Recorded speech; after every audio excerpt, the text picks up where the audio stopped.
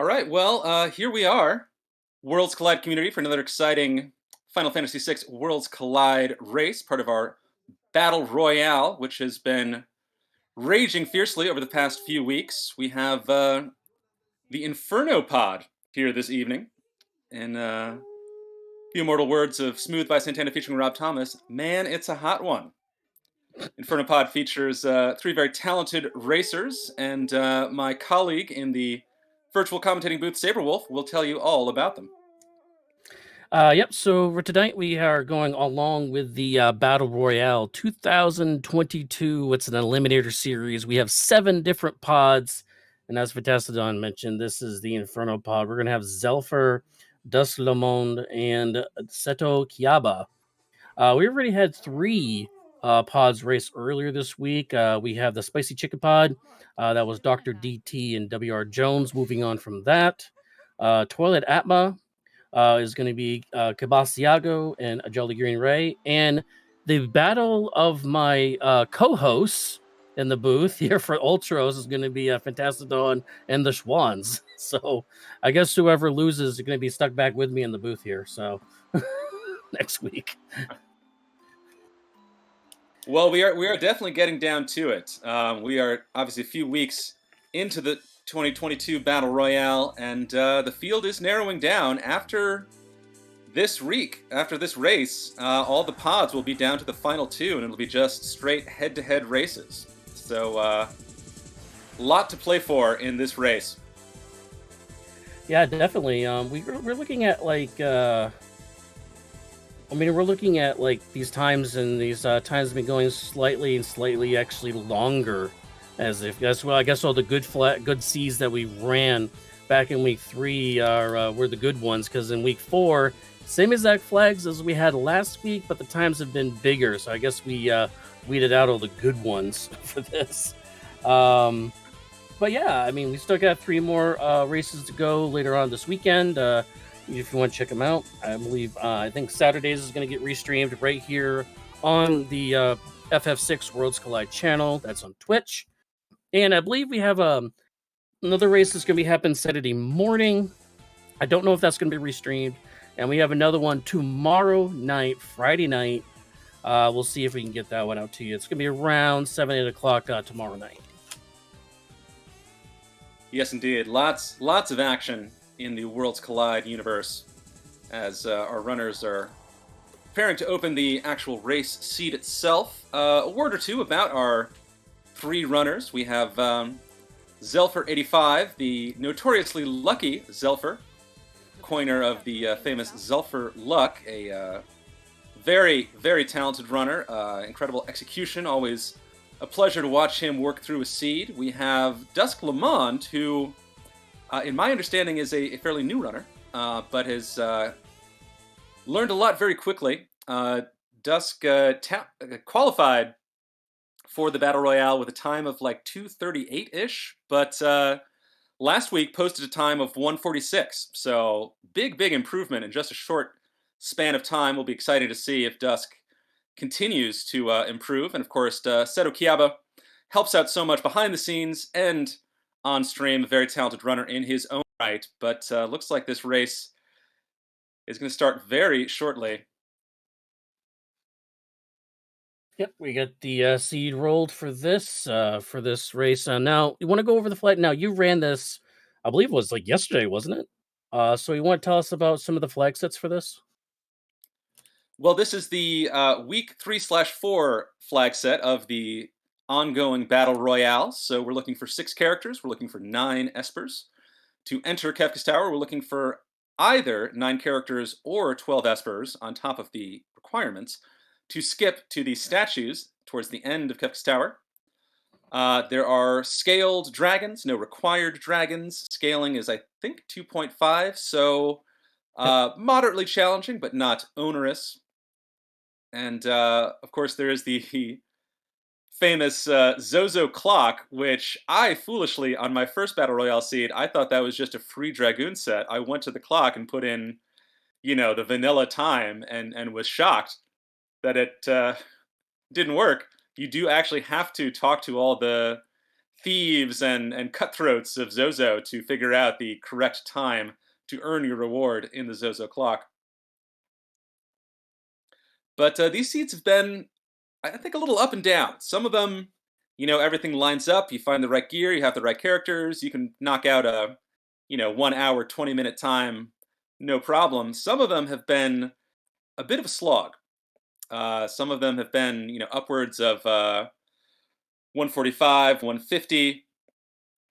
So it'll be interesting to see what sort of seed we're rolling. I'll check who actually rolled this seed once we get into it, but we're about a minute away from liftoff.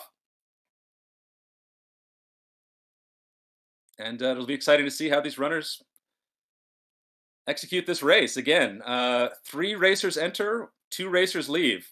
So a lot to play for here Yes. in week 4 of the Battle Royale. Yeah, a bit of a cage match. Brianna Fofena is our restreamer tonight. She's the one that rolled these flags for us tonight. And we also got Ceiling Cat working behind the scenes, doing the tracking for us.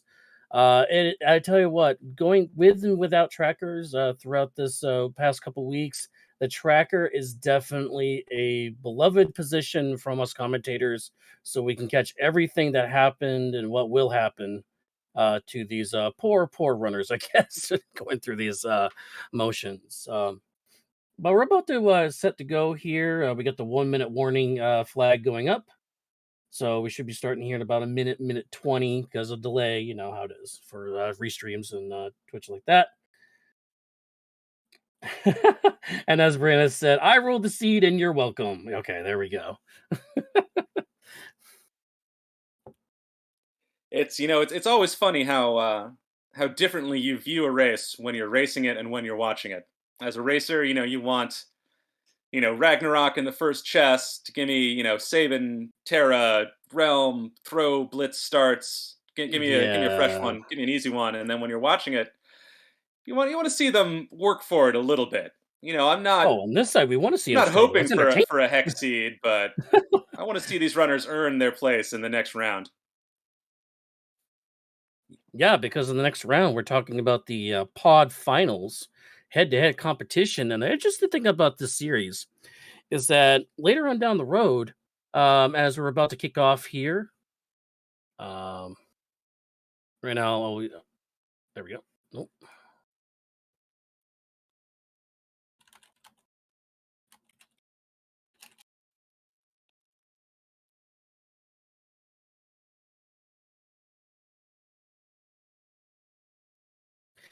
As our racers are running off, we got a lock with GP Rain. I do see a Strago, and once again, Yamaro busting in on the party here for us. We can't get a Yamaro-less start here. But immediately we're going to have Setakiaba going into Narsh World of Balance. We got Zelfor World of Balance as well as Dust Lamone is going to the World of Ruin Narsh. I was going to do the looting there, try to get the locked doors here. So we're very interested start. Everybody's doing a Narsh start here, so Unfortunately, I'm having a little bit of technical difficulties on my end right now, but I trust you to narrate the start of this race as I work through that. Just give me a moment. yep, I'm on the backup feed right now, which is directly from Twitch. So what I'm saying might be a little delayed here.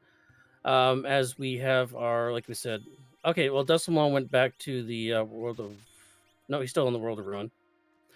So he's going to go pick those locks. So he's looting, and well, the Setakiaba and Zelfa are electing to go to the stores that are still open in the world of balance. We have Deslamone going into the lock checks, which is the weapons checks.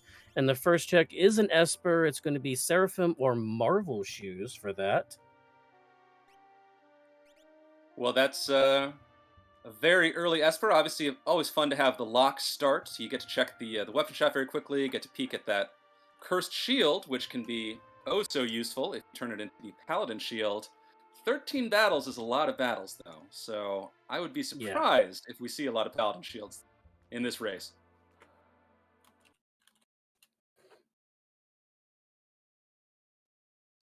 Yeah, I forgot what I saw in Strago. Strago did have a did have an ability. I didn't see what it was, unfortunately, but I did see that Locke did have GP Rain. Once again, we have a character with GP Rain to start the match here. Actually two races in a row. We've had a gold GP thrower and a Yamaro. So Sategyaba quickly switching over to the World of Ruin. He's going to get his 13 Battle Curse Shield. As Zelfer taking a is going to the returner, so he's staying. So Zelfer is staying in the World of Balance. He's going to do all his looting now, as we have an extra snow muffler, as if we needed it. Yeah, plenty of mufflers to start the race. Though I think, or excuse me, characters can equip obviously everything they can equip in the vanilla game, and they have, I believe, a 33% chance of being able to equip other gear. So a second snow muffler may come in handy, may end up being dead weight, but either way, certainly happy to have it. Rather have it than not. It's a very good defensive item, actually, as we see memento rings being sold for some cash. We're going to the Esper shop for Dust Lomo. He was just selling some things for cash for now. Doing the initial looting, as you always see in a Worlds Collide seed. Obviously, priority number one is, don't be level 3 and don't have starting gear. All players want to find those few pieces that can put them over the edge. And that is an ice shield in World of Balance Stealth Figaro. Love to see the elemental shield. So useful. Obviously, have tremendous elemental protection, which, again, is extremely useful in any stage of the game. Can also teach level 2 elemental spells, which can really help you work through some challenging bosses, and in a pinch, you can crack them over the head of an enemy to cast a level 3 spell. So I'm just going to say this because it's already being thrown on our face. The cold is not going to bother these runners anyways with the snow mufflers and the ice shields. I'm just throwing it out there, okay? As we see a Genji armor being sold for the ice shields on Zelfer's screen. That's just 2 Genji armors I've seen so far in the seed already. One in the Returners, one in South Figaro World of Balance. Yeah, that's an interesting bargain, but I don't hate it. Thus, this is a gated seed. This is not an open seed, so there's no Celeste check right now. You don't have Locke's girlfriend yet. Right. Do want to give a quick shout out to GP Rain, as all of our runners seem to be working through the chests of South Figaro. GP Rain, not the strongest attack in the game. It is obviously an expensive attack, but it is on the list of attacks that ignore defense. And, run into an early Magimaster, run into an early Tritok, and nothing else at your disposal, GP Rain can get you out of a jam. Anybody want to claim the baby here in the lower right corner? Well, sir not appearing, of course. Yeah. Not showing up in this seed. No. So this, like we said, is a 3-way race. Now, the first about 12 to 15 minutes of a Final Fantasy VI Worlds Collide race is traditionally just looting. All the characters pretty start bare bones, almost nothing with no armor, no weapons, no nothing really. Except for Yamaro. Yamaro's really the only one that has an in-game item with the snow muffler, like we mentioned before. So really the first 10, 15 minutes or so is really all about just opening up all these high concentrated chest and barrel locations, as we're seeing multiple earrings being found in South Figaro here. So that's going to be good for magic casting with Strago.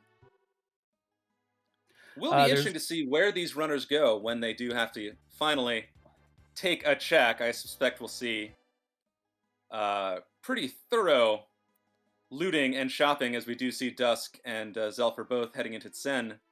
But Umaro, Strago, Locke. Those are some enhancer. Okay.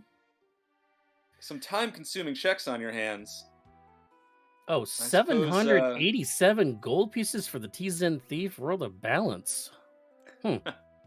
But we want to remind people that there's actually 2 penalties for checks in this one. One is that Tzen Thief, which will penalize you plus 10 levels to bosses. in the auction house, if you win any item in auction house, it doesn't have to be one of the espers. We'll add 10 levels to Kefka.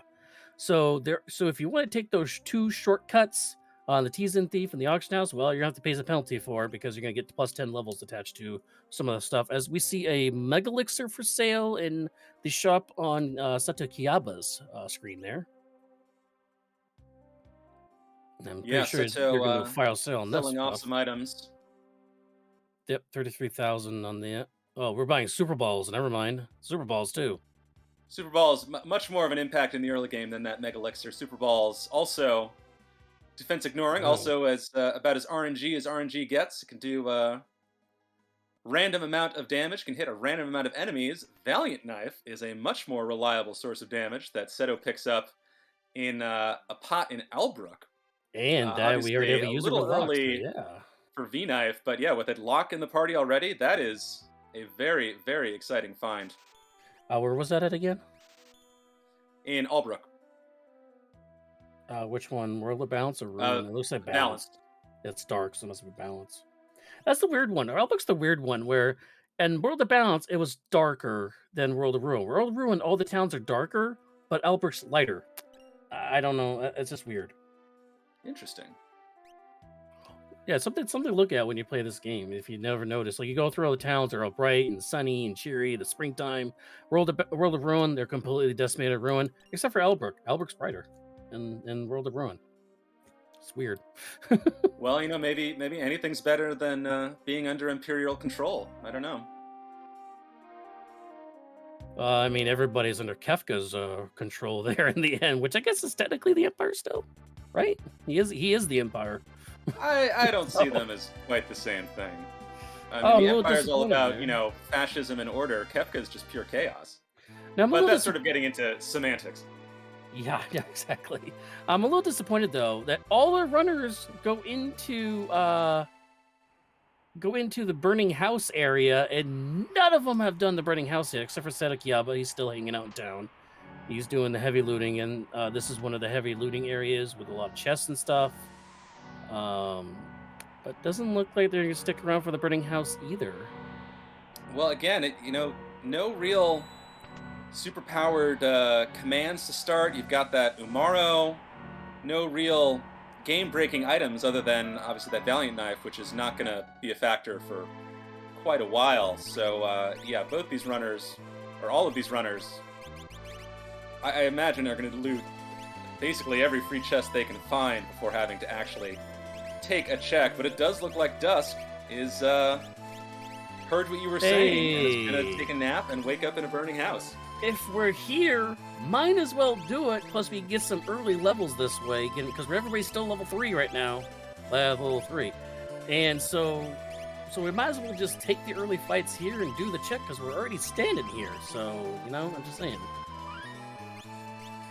Yeah, trying to dispel the shield as well. So Strago is useless.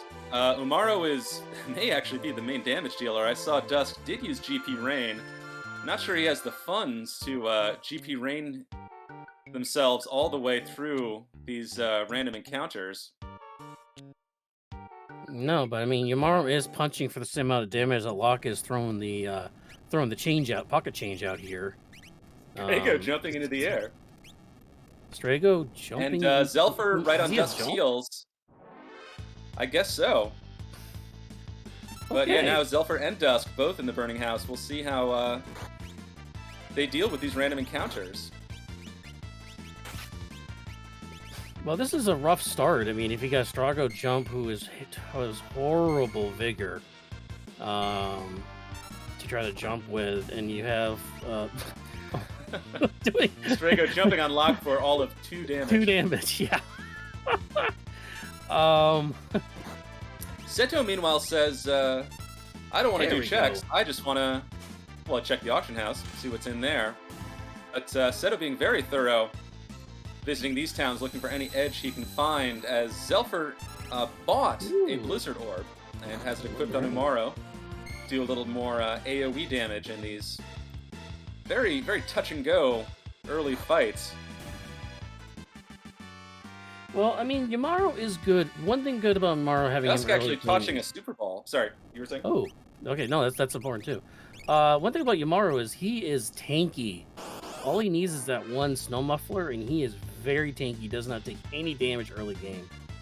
And so I mean, you have a character that you can't control, granted, but just having the sheer raw power, not to mention the option of also going to the arena as well to maybe try to trade some items there for some better items. It's possible too, as it looks like Seattle Kaba is going into the might be getting some battles here first.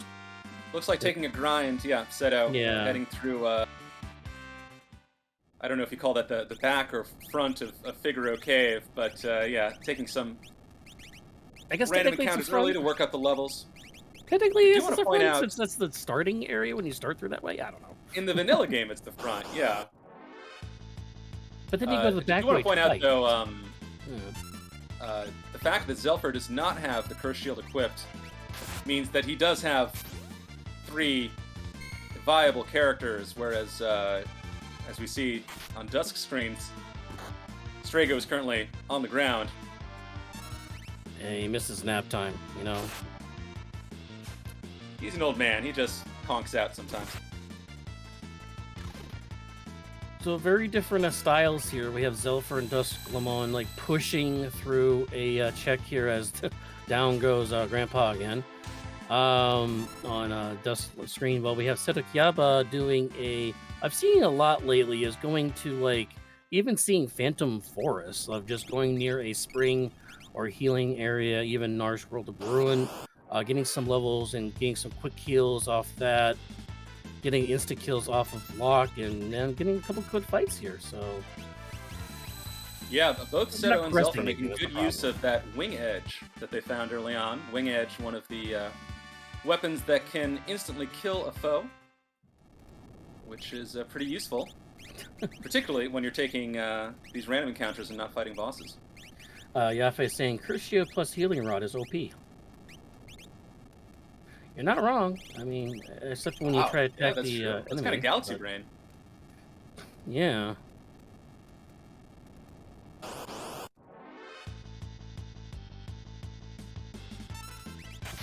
As we see, both Dusk and Zelfer are leveling up through these random encounters. I already see GP Rain hitting for more damage on Dusk's screen.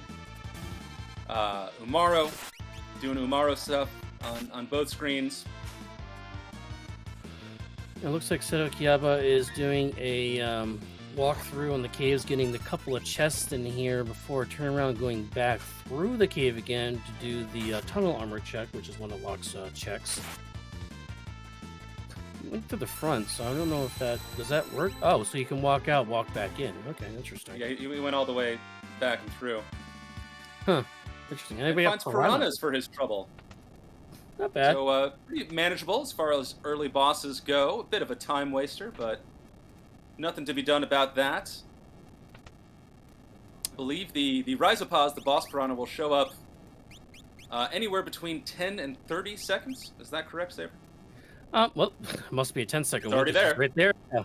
I have this feeling of like you kill one of them and you just sit there and wait for like 10, 15 seconds. And every time I do that and then kill the last one, he pops up. Or she pops up. I don't know I say this every time I do commentary, but back in my day, when I used to play this, took 30 to 90 seconds, and we were grateful. Yes. But then again, we weren't in a rush either, unless you were just racing the full entire game. But I don't know why you would do that. And we have a tunnel. Okay, so Seto is doing the tunnel armor check with Razopaz there, fighting there. Well, we have tunnel armor in the burning house. Yeah, Zelfer already the boss of the burning house, taking on tunnel armor. Also, a welcome find this early on. Tunnel armor already down on Zelfer's screen to a berserked Umaro. That is a terrifying sight. Yeah. And that is the burning house pretty capably handled on Zelfer's screen. Meanwhile, Seto takes down the piranhas, and it is unfortunately a dead check, earns a purple lance. That's not great. Well, I mean, Strago is a jumper. We'll see if he can use it, and that's no go there. Perlant's way too heavy for him to carry, but both of them can use a Valiant Knife, interestingly enough. So of course we have a jumper with no lance. He still could equip the aura lance, however. So keep that in mind. Fingers crossed. The Zelfer picks up an Esper from the Burning House. Has Ice 2, a little less important with that Ice Shield. Did not see the other. Super exciting. As Dusk takes on Tunnel Armor, and Zelfer heads into Ebbets Rock. Interesting. Oh, offerings for sale in World of Ruin. So maybe Zelfer will see this in a little bit. We have offerings for sale in World of Ruin in Ruin Thamasa, yeah. Offerings, earrings, and Atlas Armets. Pretty decent relic shop. Yeah. As Dusk also takes down Tunnel Armor. So both of our Burning House runners have made it through Casa del Fuego without too much trouble. All these runners right now are really setting a good pace. Zelfer maybe a slight lead in the doing his second or really third check, I guess you could say. Already. So electing to go to Cabasiago asking before going to Phasma, because you're going to end up there anyways. I believe only Seto has the Valiant Knife. He was the only one who's gone through Albrook as yet. I think they all went through Albrook, actually. Did they? Yeah. In which case, they would all have it. Yeah. Yeah, it was weird, because they all went to Albrook, and they also all went to an extra town, which I would never really normally go to, because all it is just stores. Tzen. So, yeah. As we're going to see on the Zelfer screen, our boss is Larry, Curly, and Mo, which gave a lot of our runners headaches yesterday when we restreamed this on Speed Gamers around 10 o'clock on Wednesdays. So yeah, this is a rough fight early on. Especially, you have Ice 2 for the top, but you do have instant kill with the possibly with Lock for the back row, so this might not be too bad, actually. Yeah, not a fun fight, but as you said, he does have the tools for the job. Curly already down, and that's really the fight half won at this point. Hoping for a wing edge proc to take out Ice Boy, but if he can survive these spells, which it looks like he can, I think Zelfer's going to have another check under his belt. Meanwhile, there it is. Love to see it. Always satisfying when a instant death proc goes off, and of course actually works. It will. I believe it always goes off on undead enemies' heal. Oh god, which is very annoying. Meanwhile, we have Dusk. Looks like he's heading up Ruined Narsh. Going to do an Amaro check. Ooh, dangerously close to that dragon. Yeah, I thought maybe he was thinking about it, but yeah, definitely take a save first as Zelfer finds a fourth character from Ebbets Rock. And it's Sabin at that. Natural magic, sword tech Sabin. Wow. What do you think about that? I mean, Sabin is kind of around her Vigor 51 already. Woo! Okay, yeah, so he's definitely got some spell magic power is a little low, so the Empower, I believe, and the what's the other one? The Stunner. The Stunner is probably not going to be an option. But yeah, I mean, if we can get the now we still get the 8 sword techs unlocked if we have Cyan in the group, because that's actually bound by having Cyan and doing the dream checks. Since 0.9, that was just given to you kind of vanilla, but now it's an actual objective now to get those 8. So it's good, but he's not going to have the 8 sword tech available to them until they get Cyan in the group, which would help with some of the first and second boss fights with Kefka. So that is something you have to keep in mind as we see a merchant holding up this building here. Yeah, and Dusk taking down an early dragon. 22 minutes in, takes down the Skull Dragon, earning a fat chunk of experience for his party, earning a Minerva as well. Always happy to see a Minerva, and both Strago and Yumaro can equip it. It'd be funny to see Oh, best armor of Yumaro the and the game on Minerva. Best Yeti. Yeah. And Zelfer looks like he's going to take on some monsters in boxes as he works through the collapsing house, finds Master Pug. I expect he will. Looking for a smoke bomb, probably. I don't see him taking this fight. I'm just As thinking Yeti. Dusk continues on. I'm just thinking Yeti wearing Celeste's armor right now. I'm just like, I don't. That's some fan art I didn't know I needed in my life. Now I want to see it. Dusk running into a very annoying boss, Rexol and the Soul Savers. Yeah, unfortunately, we have a raging party member who's going to hit everybody but the barn, which is Rexol. So Yeti kind of going to be ineffective this fight, just bouncing off the two front guys, which really don't matter. And he does it again, which is just going to slow things down because they go away and they come back up again. So hopefully Yeti can hit the barn here. Yeah, those Soul Savers so annoying in this fight. They really just take an obnoxiously long amount of time when they die and reappear. Does have ice magic, which Rexol is technically weak to. Rexol's magic defense is so high that a weakness really just sort of turns it into normal damage. Looks like back to GP Rain. I told you, don't sleep on GP Rain. And Falling House is Starlit Esper. So another Esper. Bolt 3! For Zelfer nice. with Bolt 3 times 20. So that is a great find. Seto makes his way through the burning house, cleans up tunnel armor, and will happily take his Esper from that. Dusk tossing all his money at the problem. Yeah, I mean... not being much of a help. No, Dusk is throwing his money at the problem, while Seto is throwing his money at Super Balls and then throwing the Super Balls at his problems. As looks like Zelfer is now going to do the tunnel armor check, which is the fishes, which unfortunately is the Pearl Lance, which nobody can use. Maybe Saban can use it for stats, but we'll see here.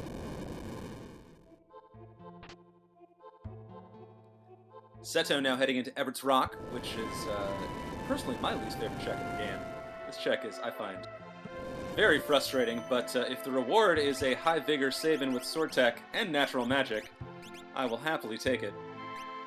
And I'm sure Seto will be very happy with what he finds, provided he can take on the Three Stooges, which are no joke. There is an option, by the way, in this Worlds Collide, how we remix the flags and stuff. There is other flags that you can select to turn off the flashes and the vibrating on screen if it really bothers you. That is something that you can add. Zelfer is actually using that option to prevent that kind of effect on people. So that is an option that you can select, by the way. Yes, indeed. One of the beautiful things about Worlds Collide is that it is extremely modular. You can make it what you want. Obviously, you can turn off the flash effects, which nice piece of accessibility. Of course, you can change all the color palettes, as we've done here. You can change all the sprites. You can change all the requirements, all the difficulty. You can really make it your own, have a lot of fun with it. I think the versatility of Worlds Collide is one of its great strengths, as we see dueling boss fights. Zelfer already done with the Piranhas. Seto entering the Three Stooges, tossing Super Balls. That's a nice hit off the Super Balls. Yeah, and we have Dustlemon doing the Yeti check after doing Tritox. Tritox gave the offering. So hopefully they can go back to Olbrook and get that VK knife, because now we have offering VK knife available here. A classic combo, a devastating endgame build. You can assemble the pieces. And the Golem Esper out of the skull in Umaro's cave. A very welcome find, provided Dusk can deal with the boss of the cave. We'll find out who that is. Yeah, the Red Yeti. The very rare Red Yeti, which is an Atma weapon. Okay. Atma weapon can hit hard. Dusk gonna crack an ice rod over its head. Which he immediately just found in that Yeti cave. So Strago takes to the skies again.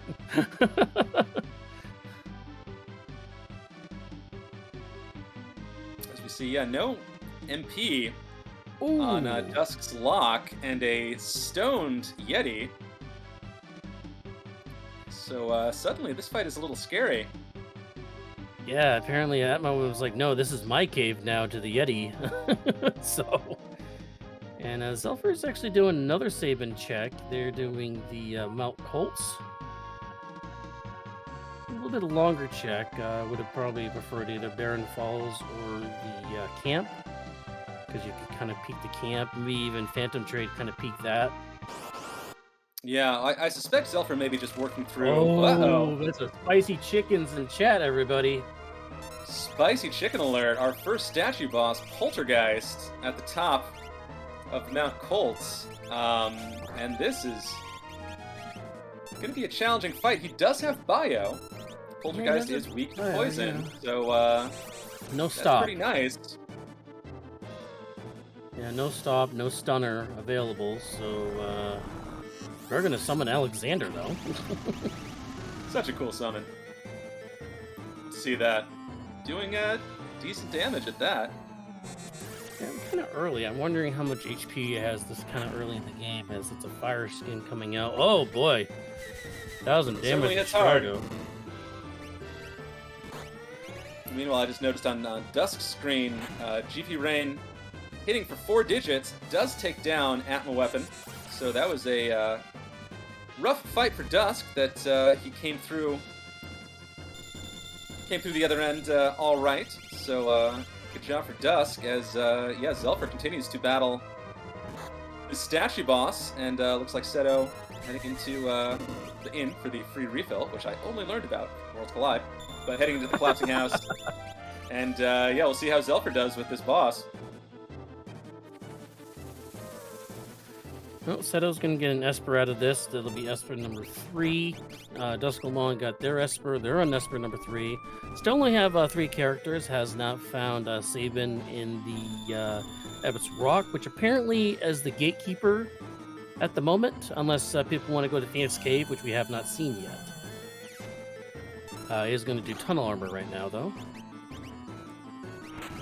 Yep, makes total sense for Dusk. It's a pretty easy check. You've got the free health refill. Of course, we know it to be a dead check. So, interesting to see where Dusk goes from there.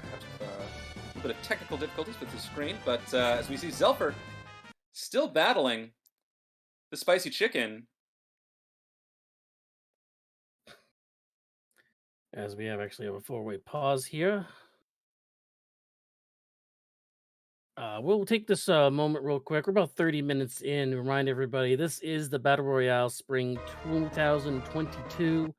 There are 7 different pods here. Zelfer. Oh, Zelfer goes down. Oh, this is 7 different pods going on. We're taking the top 2 this week. Top 2 times move on to the next round. The bottom 9, unfortunately, I guess they go home, but they're already playing at home, I think. So, yeah, I guess that works. You have to go home, but you can't stay in this tournament. Meanwhile, yes. Zelfer could not take on the spicy chicken, was annihilated, and is now ditching Mount Colts for the Imperial camp. He was in that fight for a fair bit, so that's not an insignificant setback for him. No, they're still kind of in the lead.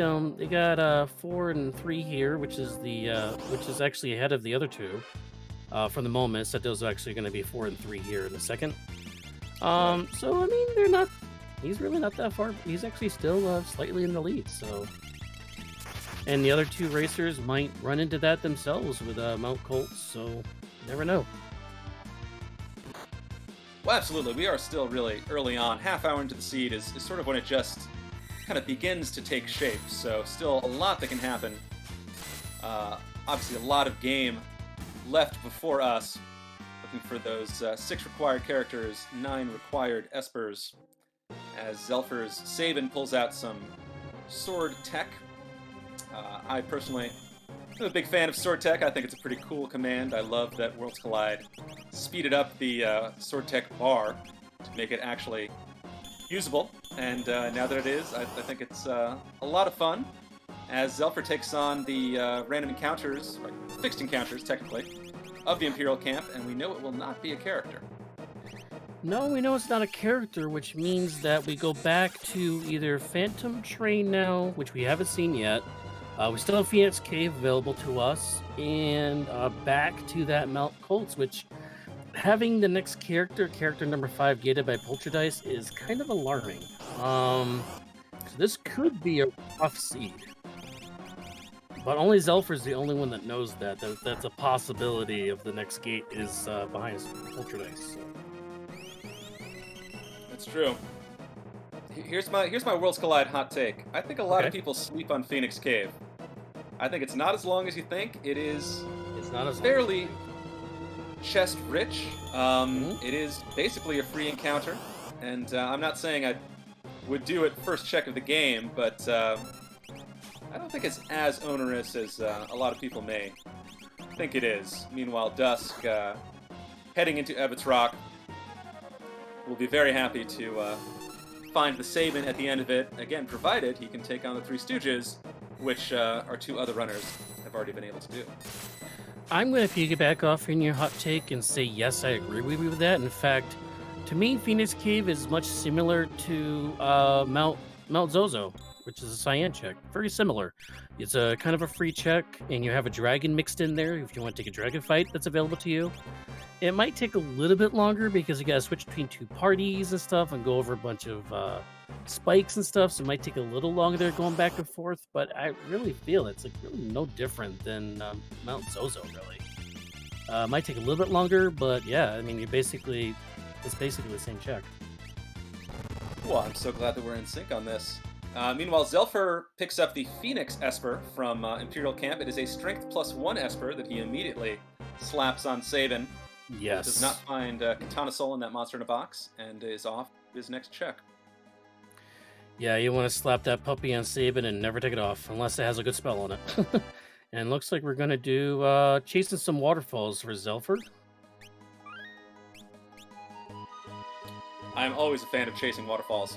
I don't stick to rivers or streams. Also like this check. Love the free health refill. It's always something I try to do is sort of figure out a way to route this through other checks to make use of that free health refill, provided you don't get destroyed in the boss battle, which Zelfer will not. It's our boy! 3. Not bad. And we have Volt 3 available, so that's going to be a short work of this. Yeah, poor Ultros. Ultros 3, I think, is the most durable of the 3, which is saying something, because he's already dead. Yeah. But, first sighting of our purple friend. That is your mascot, by the way, of your pod. I am in the Ultros pod, and proud to be. Yeah, like I said, the battle of the commentators. I'll see if I can solo commentate that, so I know who's going to be in the booth with me after you 2 are done. So Zelfer washing up on shore is going to find Marvel shoes. That's not what you want to see. I mean, it's a good relic, but that's not what you want to see. You want to see Espers. Marvel shoes I describe as the best relic I never use. Marvel shoes are great. Give you a ton of buffs. No reason not to wear them, except they're just 4 or 5 relics that are better. So I hardly ever do, but Zelfer randomly running into the Doomgaze fight, and it's Doom, another statue. I don't know. Wow. If they saved. Did he save after that check? I mean, it's a dead check anyways, so it's not gonna be a huge loss, but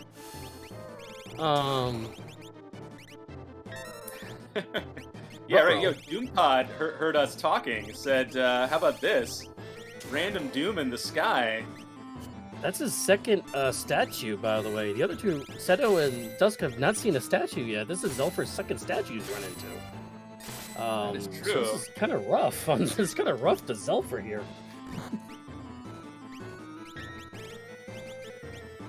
We'll see how he does with this. I mean, Bolt 3 obviously doing a lot of damage. Really happy to have a level 3 spell, I'm sure. But now Doom is in its second phase. But this is huge, though. If Zelfer can get through this is a completely random encounter. If Zelfer can get through this and get an Esper out of this is going to be a huge advantage over the other two. Because there's no way of getting in this except getting a random encounter or finding Setzer, which we haven't seen yet. So, yeah. You're absolutely right. This could be a game changer. By the way, shout out to GP Rain showing up again. Yeah, I don't think that Bolt Magic is not going to work for much longer. Have to work through the images that Doom puts up in its second phase. Of course, Sword Tech showing up. Yeah. So I think Zelfer may have this. And this could be, a huge swing. Yeah, I mean, as swing and a miss from the Yeti, as you say that. But yeah, I mean, the Vigor of the Sword Tech of Saban definitely coming through here, dropping down 1200. There you go! Down goes Doom. Let's hope this is an Esper, because this will be a huge boost for Zelfer. As we have Seto Kiaba checking out the train, as we're waiting to see the results of Doom here. It is not a character, it's offering. It's a dead check, so he is definitely going to reset out of that. And it's a dead check. Doom also a dead check.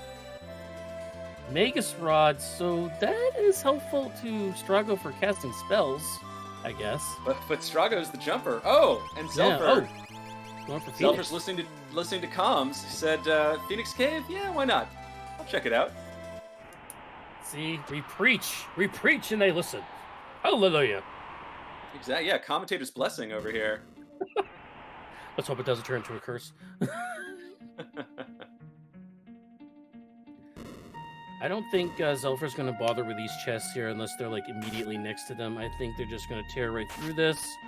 Not pulling the switches either, so that tells me they're not going to go for the dragon either, or neither, whatever. However you want to say it. Yeah, I think that makes sense. Not going for the dragon here. I think, not doing the switches makes this check much faster. Meanwhile, Seto is working his way up Mount Colts. We'll find a very spicy boss at the top, and we'll see how he fares with the boss that Zelfer was unable to handle. Is it the top or is it the bottom? It's kind of like a pit. Like you're kind of running down a spiral pit. I think, I guess it's top. I guess you're climbing up to half the time anyways. It's sort of a, It's a 2.5D field, I guess. I don't know. What's the fancy word for, like, the bowl at the top of a volcano? That's sort of what it's like. Oh, you mean the, oh god, you're throwing science at me. It's science! Okay, so we are pushing the switches now for Zelfer, so maybe they will take the dragon after all. We shall see. Meanwhile, Seto taking on Poltergeist does have that Bolt 3 magic, which will certainly do some damage. Yeah, not the bio, though.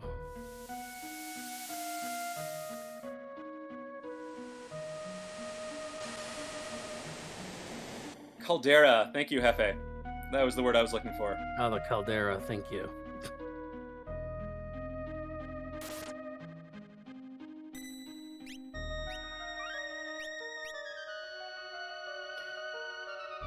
Yamaro being the switch boy, I guess.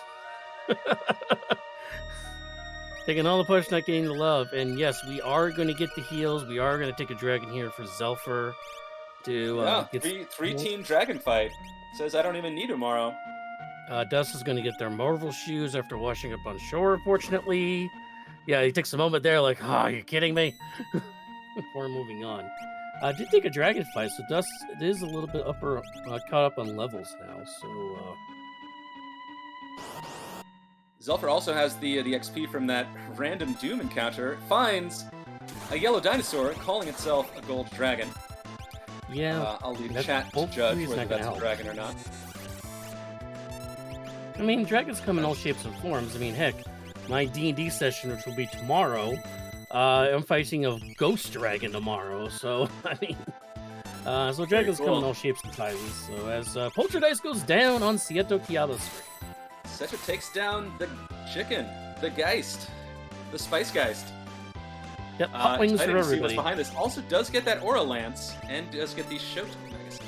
And it is an Esper. It's not a character, which means that what was oh, we're still in Phoenix Cave. So Phoenix Cave might have that 5th character then. As Dust Lamon's going to peek Falling House. Well, required Phoenix Cave would be very funny. After our earlier. Yeah. Exactly. Oh, but Sokiaba, somebody mentioned in the chat, has anybody peeked Phonetic's Tower? Phonetic's Tower would be another one that could gate the next character. I mean... We have not had a peek. We have also obviously not had a peek of Kefka at Narsh. But yeah, the options are narrowing for our runners.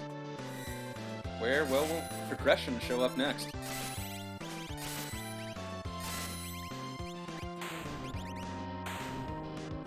Did see Phantom Train. It was an offer. So yeah, that's all of Sabin's checks accounted for. Obviously, the Omara check, the lock checks. Zelfer takes down that dragon, earns a Genji hat.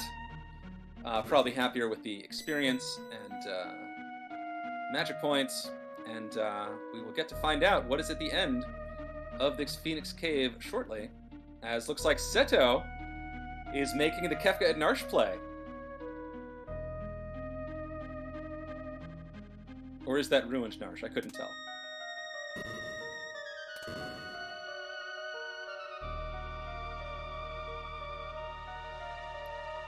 Either way, we'll find out soon, as Zelfer finds just a pink imp, so no character in Phoenix Cave.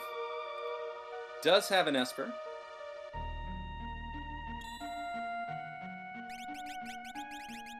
The Phantom Esper, so yeah, where is our 5th character? Seto is in fact in Ruined Narsh, working through the Umaro checks. And at this point, Jack, correct me if I'm wrong, but it has to be either Fanatic's Tower or Kefka and Narsh. Oh, so that was not a character, so wow, okay. Whew. Yeah, no character in the cave. Yeah, Zelfer is trying to figure things out now. It's gonna go... I was gonna check Phantom Train. Gonna find out that's going to be an item, I believe. That's an offering. Another offering, I believe. Correct. Yeah.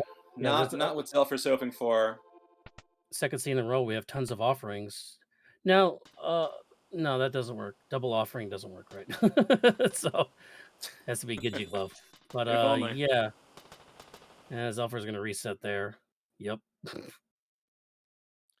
I do remember Zelfer mentioning, either in the race channel or maybe in some stream a day or two ago, that Zelfer does kind of hate the Kefka at Narsh check. We'll always save it for last, if possible. And we may be putting proof to the pudding for that, as, again, very few options left for us. Seto taking on the Skull Dragon. Bolt 3ing Locke. Perhaps just caught up in the moment.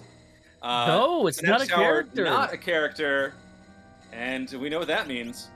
Kefka at Narsh. We're heading up the cliffs of Narsh. Wow. So back where we started. And Zelfer is the only one with that information. That it is Kefka and Narsh. As looks like they're going to take a pit stop at South Figaro. Maybe buy some of those juicy items that was in the shops there. There were some ice shields in there, so maybe grab some ice shields. Yep, this looks like where they're going.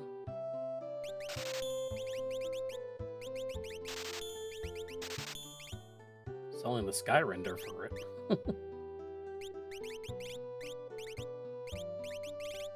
Chat pointing out, Zelfer does have some options. Oh, he's with the Yeti. It did wipe the spicy chicken, so doesn't know what's behind Mount Colts. That's right. So maybe breaking out those ice shields to deal with poltergeists. Oh, Fire magic. Good call. Good call, bud.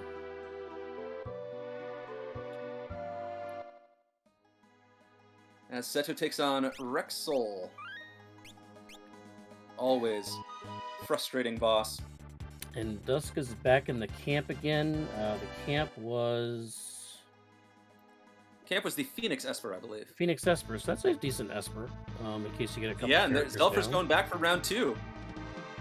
All right, spicy chicken round 2. Going to take the hot wings. Going to get some blue cheese ice shields to try to cool it down there. Yeah, Poltergeist 2, Return of the Spice. Twice definitely spicy.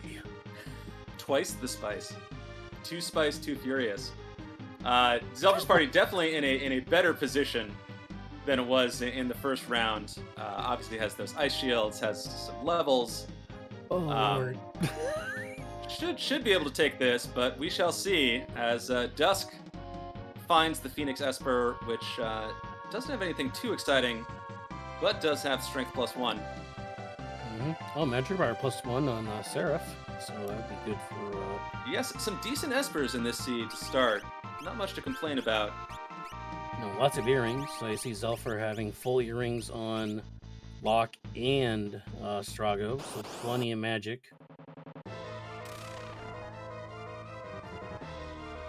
And here we go.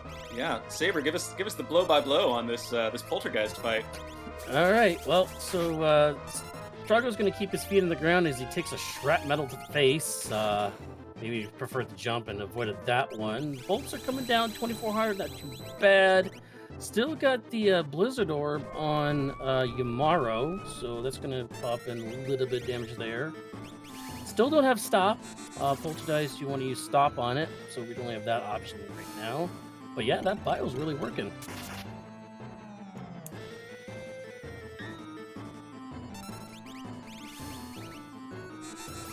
See what Locke does for bio. Okay, about the same. So Bolt 3 and bio doing about the same amount of damage. Which is cheaper? I wonder if it's bio or is it Bolt 3 that's cheaper of the two. Everybody know in chat? I'm trying to look as they're selected. But some of these spells and costs are adjusted because this is randomizer. Some of that's randomized. As Zelfer wins the second rematch here of the Spicy Chicken, Dusk Lamon is going to find their Spicy Chicken here in a second as they make the descent into the Pit of Despair. Seto Takayaba is finding their Atma weapon at their check. So still not a character for Zelfer, unfortunately, but does find Esper number 6. We still need 6 characters, 9 Espers to unlock Kefka's Tower. And by the way, there is a skip. The skip is available to our runners if they get 9 characters or 12 Espers, or don't have to have both, or.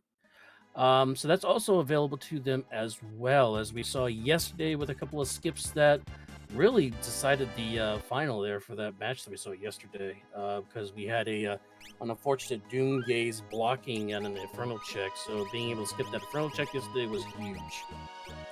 The skips really can be a game changer, as you say. Karaxor in chat helpfully pointing out, bio is just about half the MP cost of Bolt 3. I always thought it was odd that all the elemental spells are sort of, their MP cost is slightly different. Bolt 3 costs 1 more MP than Fire 3, which costs 1 more MP than Ice 3, or maybe it's the other way around. But they don't cost the same, they're all just 1 off. I don't know what that means. I don't know what that means either, actually. But what I do know what it means is that Zelfer is doing Kefka at Narsh. So that's pesky Kefka. We're trying to get to the end of the game. Well, he's holding character number 5 hostage here at the top of the mountain. So we'll see it is. Anybody guess want to see it? What it is?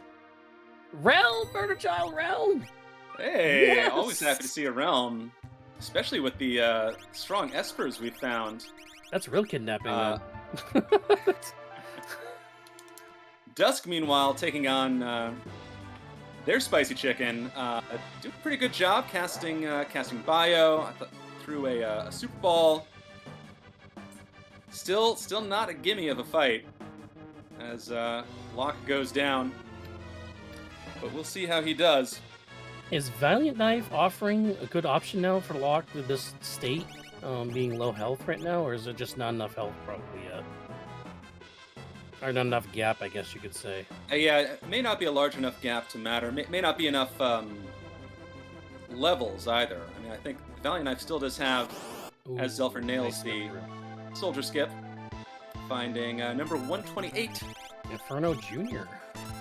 Yeah, pretty manageable fight. Yeah, especially with both three. Very true.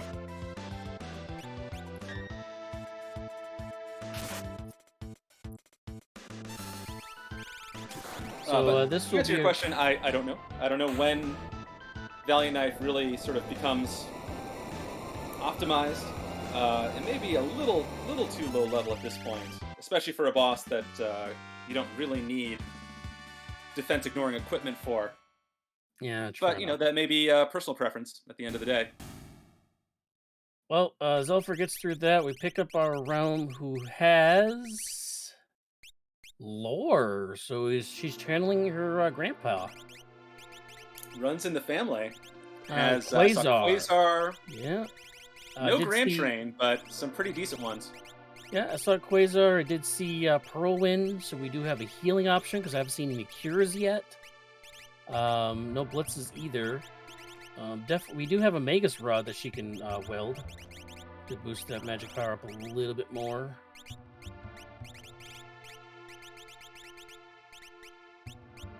But yeah, I mean, lore, that's not too bad, especially on her. Gonna learn some Life 3 as well as Ice 2 for the shield. So getting her all equipped and ready to go. We still need a character number 6 though, as Dust Lamone is in a tight spot, but Phoenix comes true, raising the other 3 characters in his party. Love to keep see the fight that. going. So cool. Making Yeah, good use of espers is always cool to see. Very smart to cast that Phoenix there and continue on with the fight. And in fact, gets wins it! the fight. Boom! Gets Well all 4 played by characters Dust. levels. Very Nice. impressive. And actually, to answer your question from earlier, Seto is in fact using V-Knife offering lock on the so-called Gold Dragon, and seems to be doing pretty well, casting Berserk, as a matter of fact. Well, that Berserk's something to come in handy when you find the aforementioned MM here. Well, nice bit of game knowledge from Seto. Berserking the Gold Dragon, so it will no longer cast spells, will just smack you with its tail, I guess. But yeah. Down it goes. And that is not a character for Zelfer, that is a soldier, so this could be an Esper or an item. So it means we're pretty much gated to the Chatternook here. Because Realm only has For 2 sure. checks, so this is the quicker of the 2. So we do this one first, plus you can pick it. And there's statue number 3! Zelfer collecting the whole set finds his 3rd statue of the seed, not even an hour in. And, oof. Well, I do like Realm casting some Quasar on Goddess, who will often cast Quasar on your party.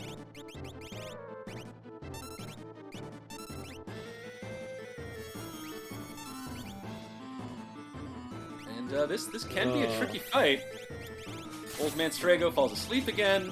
Yeah, taking another nap. Those are some good damage coming out of Sabin now. That's averaging about 5, almost 6,000 damage there from those sword attacks. And that's the lesser of the 2.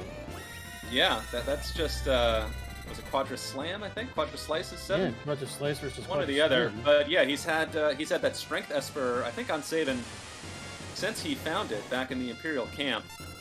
And if you really, commit the resources to buffing sword tech, it can do great work for you. Ooh, not so good that round. Only did half the damage there. I wish I could Razor explain why, but dropping. unfortunately I cannot. As Dusk is heading Nice. into Phoenix Cave, and Seto is making the Kefka at Narsh play. We'll be Yeah. happy to see Realm standing out in the cold waiting for him.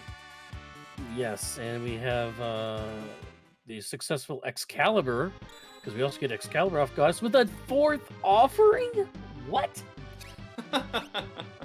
Boy, this is just as bad as yesterday's seed. We had offerings all over the place. We got offerings all over Wow. this place too, so rough. Yo, dog, heard you like offering. And yeah, that one Valiant knife, but really nothing else to use offerings with.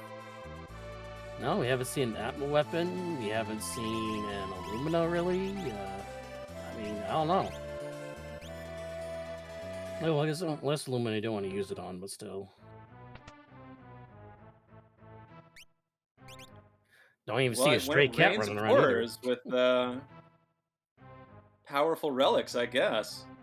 As Zelfer now heading into Owzer's house in World of Ruin Jador. Yeah, not even bothering with the chest there. Yeah, pretty well equipped at this point.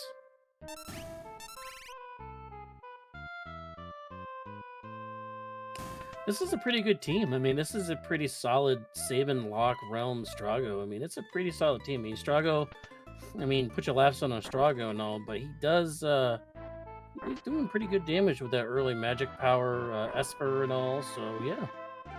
We got a pretty solid team here. Didn't look good early with that GP Rain and having jump on Strago, but we're definitely working our way through. That's like a Gantos. Double Gigantos. Well, that's not a pleasant fight, but I think... No. Well, of course, casting the Phantom Esper would make it no problem whatsoever. Will reward a very nice chunk of experience, so definitely There it a is. fight worth taking. Oh no, too late! Strago had the Phantom... Oh no, that was Realm had the Phantom Esper, but Strago's down the pavement now.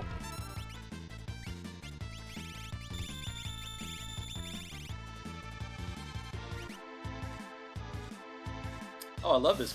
Zelfer double casting Esper. You don't see Shout very often, but yeah, that can cast Break, and poof! Wow! Turns the Giants to stone. Earns a fat chunk of experience, learns a bunch of spells. That is a very worthwhile fight for Zelfer. Of course, a fight he had to take, but a very rewarding fight at that. Levels already, like, Locke's 37? Locke's basically endgame levels at this point. Yeah, Zelfer is cruising as we find an Edgar painting a portrait. Ooh, I like that. I think an Edgar find is very spicy for this seed. Yeah, and so we're gonna get our discounts at South Figaro before we get to endgame Kefka, as we see early game Kefka blocking the way. So Kefka definitely blocking the seed here between Kefka and Narsh and Ozer's house here. So. Well, if there's one thing we know about Kefka, it's that, you know, he's kind of a jerk. You know, the whole destroying the world thing, turning Terra into a super soldier against her will. Kefka is not on our side, gang.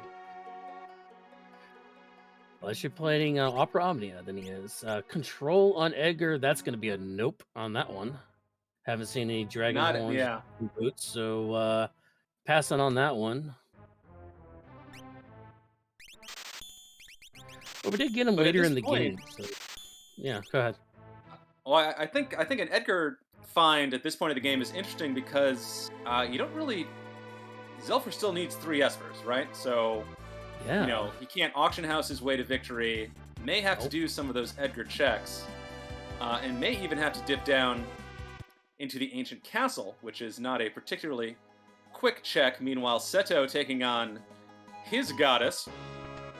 We'll see how that goes. Goddess, always a dangerous fight. One of those fights that can really, you know, turn on you in an instant. Go from fine to terrifying in a second. Oh no, it's a Gao. It's a character number 7 on the throne.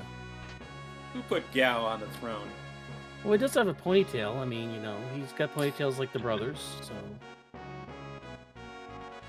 We had that discussion the other day. It's like, who has a ponytail in Final Fantasy 16? You name them all. I think like half the characters do. Yeah, I know. FF6 is very pro ponytail. Sure does. Yeah. Anyway, sorry, Seto fighting a very dangerous boss. Looks to be in decent shape as we see that V-Knife Offering Lock is doing those beautiful things that V-Knife Offering does. Hitting for some big damage. Dusk now making what we know to be the required play. Yes. Yeah, fortunately, now here's an interesting thing, though. If this is another character for Zelfer, we might have a skip on here. It's always interesting, yeah, to think about that. Once you're approaching your 8th character, you know, is it faster to find a 9th and go for the skip? It's... You know, I guess it's up to the runner, it's up to the checks. Obviously, a lot of variables that go into it, but it's always interesting as a viewer to see the routing decisions and the check decisions that our runners make. As we are over the hour mark, 1:03:30, and we're approaching that point where, in the back of your head, you're starting to think. It's Cyan! It is another character! Hey! But that means we can get all of our sword techs for Sabin, though. That is very, very interesting. I'm going straight to Dream right now. I'm going straight there. Because we're going to get possibly 2 of our Espers out of the 9 we need. We could get another character, which will give us number 9 for the skip. I'm going straight to Dream right now. I didn't see what Cyan had, but was it another GP? Cyan had tools. Gao had shock, hilariously, but far too late to make a difference here. Oh, he's going to do leader. Okay, so leader's quick. I would definitely go to Dream after this, though, however. I want to get all those sword techs on Sabin, who's already doing pretty good damage on the level 4 versions versus level 7 version. And that is not a character. Will not be a character for this Doma check, as that's fine. That's okay. Takes on the boss of Kefka Narsh. Seto working through Owzer's mansion, fighting the first painting encounter. Obviously deals with no problem. And we find Niles and Fraser Crane, the Crane brothers. I'm listening. I know it sounds like a joke, but honestly, the way I remember which one is lightning and which one is fire is that it's Niles and Fraser, left and right. Fraser starts with an F, just like fire. So the right one is the fire one, the left one is the lightning. Wow, that's deep. Honestly, saying it out loud, I'm embarrassed to say it, but yes, I remember them from the Niles and Fraser movie. That is deep right now. And we're let's get better off of that ideology. I'm throwing all the references out there since you're going that way. Seeing some clean sweep, or was that Aqua Raid? Anyway, Realm breaking out the lures. Clean sweep. There's clean sweep.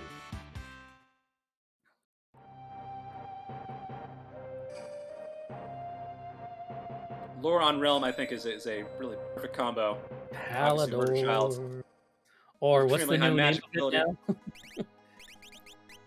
Oh, in the Pixel Remaster, Palador is Quetzalcoatl. Quetzalcoatl, for those of your PR people out there. But we needed that. We needed that Esper. So now I'm going to Dream. We're going to get possibly 2 Espers out of Dream. Could get our 9th character, and we're good to go for shortcut possibly here. Nope, we're going to, never mind, we're going to Mount Zozo. Mount Zozo, what do I know? Perhaps wants to take on another dragon and maybe loot a chest or 2. I'm trying to think on Seto's side if there's another route he can take that doesn't involve following Zelfer's footsteps, and I guess this is that route. He can head down into Figaro Castle, take on the tentacle boss, and maybe find a totally different way to clear out the rest of this seed. Yep. And it is not a character, which is what Seto wants to see. Yep, because we already got our characters, so we know Gao's on the throne, so they're gonna get character number 7 from Gao. Because I'm pretty sure they're gonna check the throne after this check. Yeah, just knock out all. Castle? If necessary, maybe. Meanwhile, Zelfer taking on the White Dragon. Let's see if he has the mute spell. I don't think he does. No, but regardless, has the levels and damage to take it down, no problem. Oh yeah, Zelfer's already in game for his kit, with the exception of the sword tech, which you need the last one or something. Because I haven't seen Odin, I haven't seen Raiden yet. Oh no, let me see. Leo's on Odin, Raiden. White Dragon already down. No Odin, no Raiden, no Doom. So yeah, that would be very helpful on tiers 1 and 2 of Kefka here. Very true. As Seto finds Inferno in the tentacle spot. Inferno, Ooh. I find always a tricky boss in whatever stage of the game you're in. Hits hard, hits many times, has a pretty decent hit point pool, can be a very scary boss, and we'll see if Seto can take care of business here. White Dragon just gave Zelfer a Genji glove. So we could see double VK offering out of Locke now. That is, the dream build. Have we seen a second V-Knife? Wait, no, was V-Knife for sale? Or Siren! Hey, that's one of the ones we needed from Mute. Tier 3, magic power +2. A very welcome find. Very, very nice Esper. I don't know. Offerings were for sale. The Valiant Knife VKs was for sale. Okay. in a pot in Albrook. Yeah, well.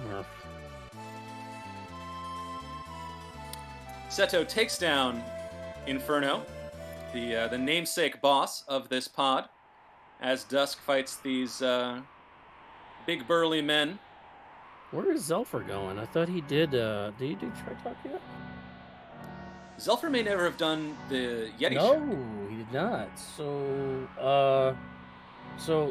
Tritalk's going to be yet another offering. So that'll be offering number like 5 for them. Of course.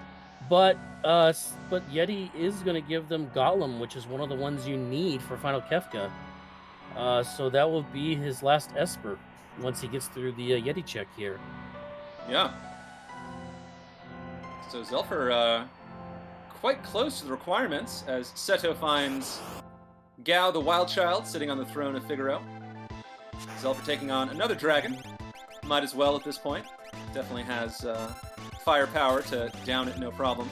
Yeah, dragons are actually plus 10 to 20 levels above you now, so but again, the damage is just crazy right now out of Zelfrez.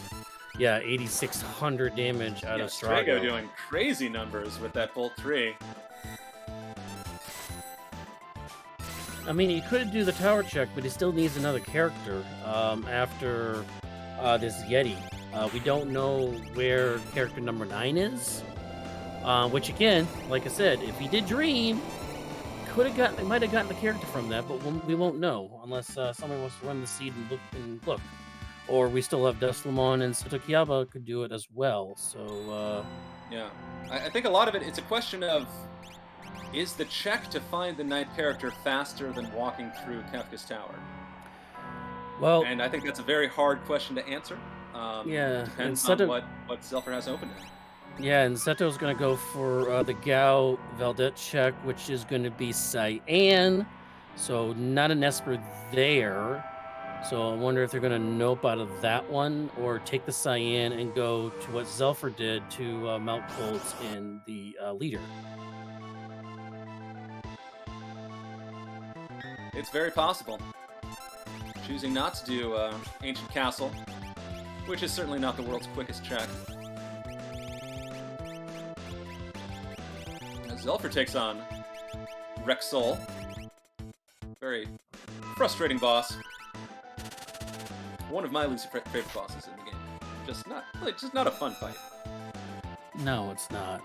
This is actually, again, I'm going to throw this out there. That comes from Cyan's Dream, I believe. So, and it's telling you to go there. Cyan's Dream.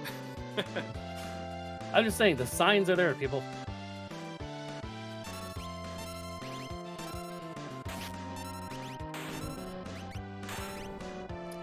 Well, I believe you can, just through leveling, you can earn at least 7 of the 8 sword techs. I think the 8th one may actually be gated by me. Norwell Melon Redux. Yeah, Serpent Trench is not really a check you want to do. It's too long, too many fights. We already got the levels that we need early on in the stage. At this stage, we just want to get the Espers and characters to get to Final Kefka. So we're looking for the shortest routes to get there. So yeah, Serpent Trench is kind of off the table. There was a gentleman's agreement in the Discord chat. If you want to follow us on Discord, we have a great community on there. But they were going to do a gentleman's agreement to do Latte River if that was available. So I don't know why they didn't do Serpent's Trench instead. But hey, we didn't know. So yeah, I think the question is doing Serpent's Trench faster than walking through all of KT? And I'm not sure what the answer is. No, I'm not sure what the answer is. But it may be. Regardless, Zelfer is finding a 9th Esper. Sees this Cheeto-colored Yeti walk down, finds the ultimate weapon, and should be able to take it down. Because dabbing Yeti is dangerously cheesy, is that what you're saying? It is pretty Nines. Quad 9s out of Strago now. Yeah, Strago has been doing work for all these runners, all seed. Say what you will about our Mohawk friend, but has been an invaluable member of the party. For all 3 of our runners, as Seto taking on the Cranes, and Doma, Dusk working through the basement of Figaro Castle, and Zelfer cleaning up Atma Weapon with a minimum of fuss. We have not seen Ancient Castle. Seto chose not to pursue it. It may have perhaps offered an alternative line to getting the 9th required Esper, but we may never know, unless Dusk makes that play. Meanwhile, Zelfer has the requirements, 8 characters, 9 Espers. Took heal in the healing bucket, not interested in a 9th character, is interested in getting into Kefka's Tower. And at 1:15, Zelfer will be the first into the final dungeon of our game. Alright, did not get the skip though, so the skip might still be out there somewhere, we'll see. We haven't seen, let's see, Seto Kiaba is also on the hill now, I believe. So they'll be heading to Kefka's Tower right now too, right on the heels of Zelfer. Yes, indeed. Oh, no. Maybe not. Zelfer making an interesting play. Looks like put all of his party in the 3rd group. So obviously planning on switching out parties at some point. Yeah, looks going like all they're in gonna take this on fight. the 3rd tier. May very well be taking on one of the dragons to boost his party further.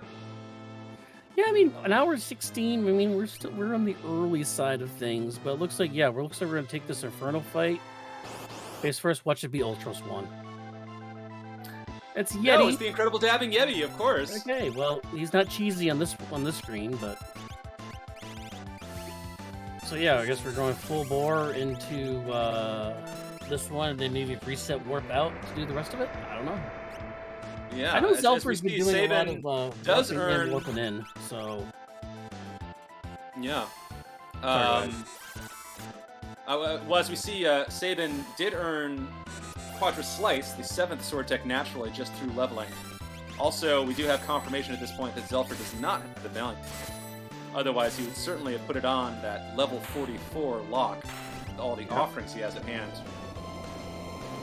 But regardless, Umaro, no problem for this party, and Zelfer is through the first of, 5 required bosses in Kefka's Tower. Yep, and I will see. I'm wondering if they're going to warp out here. I see Zelfer, sometimes when I watch him on stream, he will just take each boss individually as a group. Yep, that's what they're doing. That seems to be the play. Yeah, very, very interesting. Very meticulous from Zelfer. Yeah. Exactly who he wants where for which boss. Obviously shows a lot of foresight, a lot of planning. A very interesting way to play the final segment of this game. As Seto is taking on the White Dragon. White Dragon already down. Seto does have the V-Knife offering combo, and to great effect to take down that dragon. I would put Gao there in the middle. I mean, they have Shock that will help block out quite a bit. Because we already have 2 characters up. Oh, okay, we're going to put the Yeti in there instead. Okay. So Yeti is not going to pilot the ship for Zelfer.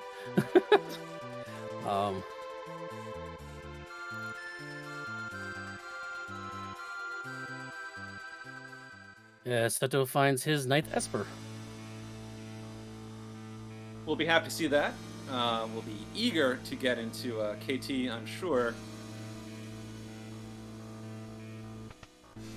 It is Siren. I mean, that is one you need for Tier 2, so... Siren, definitely one of those Espers you're always happy to see. The mute status, as you say, it's so helpful in Tier 2 of Kefka. Looks like Dusk is making the, in my eyes at least, eagerly awaited Ancient Castle play. Excited to see what this might unearth. I mean, hour 19 into the seed, I mean, I think our runners are feeling pretty good where they are right now. Is Seto going for... Oh, Seto's going for a skip! And there you go. Seto's making your dreams come true, heading into my Science dreams are coming true, yes. It's not Science Nightmare. Shout out to Sin Pro.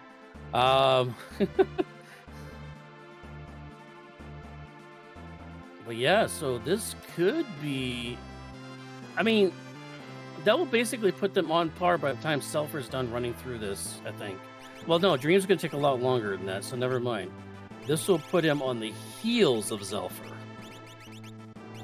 Dream will take a while. Dream does have the potential to give Seto the skip, which would obviously be huge. Dusk is basically hoping for an Esper from this, as Zelfer, must be said, is in a commanding lead. Already 1 boss down, working his way through.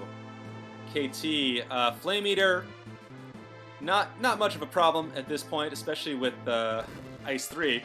And Clean Sweep, for that matter, too. So... Yeah.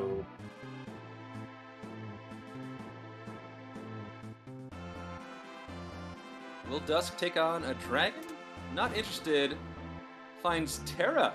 Terra. Interesting. And Dusk has not done the Gao check, I believe. So he could get 9 characters off this. So he could be set up for a skip. That's true. It is sort of coming down to the wire for Seto and Dusk. Difficult to say who's... The Mogul. It is a character. I knew it.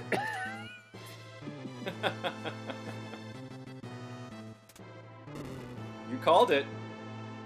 You called it like an hour ago. No, I called it 20 minutes ago, I would say, more like. But yeah, right. I mean... Science dreaming about Moguls, so apparently. Yeah. That's how he falls asleep. He just counts Moogles. Oh, that sounds amazing. I'd sleep so much better if I could do that. Meanwhile, Zelfer through the 3 switches, taking on the Guardian boss. which is Doomgaze. Again. Will this wipe his party immediately? Hope not. Oh, there is. Oh, it did. Oh no!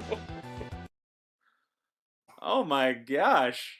The hex is on. Zelfer now has to just run around and level for a minute to get them off the level 5-0. That is Yep, level terrifying. 45. I And feel he so bad for saved- saying that. I only said it because it never happens. But, yikes. Oh man, you hate to see that. Yeah, has to take a fight. This is, in fact, a vanilla KT encounter. Yeah, it is actually. That's why I took a double but, take. Like, what? Yeah. Really, one level is all he needs. Hopefully gets it from here.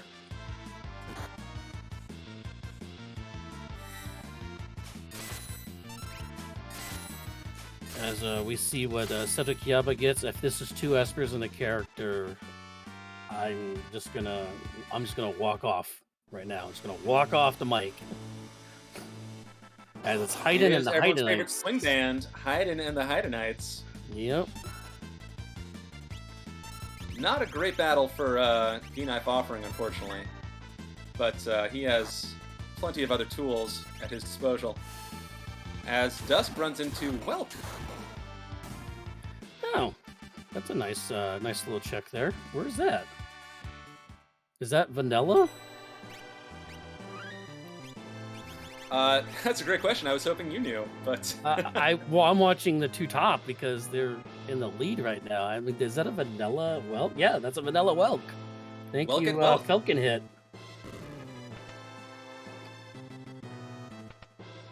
Yeah, okay. down he goes. Which is interesting because that gives us the other item that we left from Locke. So that was a nice move actually by Dusk. We get the bonus item, which I believe was let's try touch Final Kefka. Boom, nice job. Yeah, Dusk now in go mode. Finds a decent Esper at that. As Seto takes down Haiden, Zelfer working through the 3 switches. Again. This is going to be a close race now between Zelfer and Seto, and Dusk is not out of it. I mean, he's unlocked Kefka's towers, so. And if he gets Again, Gao he could. It's yeah. not about finishing first; it's about not finishing last. And obviously, Zelfer still with the lead at this point, but I think the race between Seto and Dusk is very exciting at this point. And Seto did unlock the skip. So, it didn't see what the Esper was on the back side of that, or what the item where Esper was on the back side. On the throne, but we did get 2 parts of it. As Zelfer is returning for revenge on Doomgaze, has made sure to level up his party. It's not a multiple of 5, and I'm sure is eager to put the hurt on this very deadly boss. Okay, so apparently it was Aegis Shield was the first part of Dome of Dream, so it wasn't double Esper character. So I guess I'm here the rest of the way.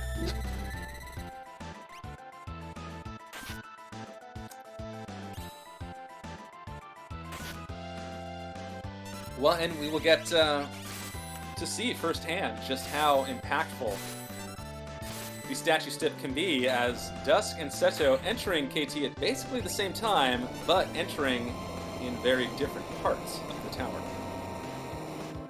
Yep, so 125.52, that's 10 minutes, a little over 10 minutes behind Zelfer.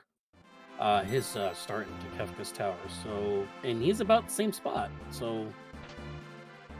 Yeah, suddenly Seto not that far behind. Basically a Doomgaze behind. And As Dusk Zelfer at the runs same time, into too, yeah.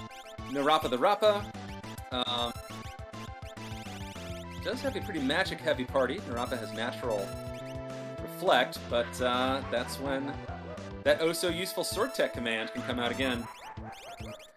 Oh, that's a runic in shock on Gao. That's awesome, actually. Yeah. Shock Gao.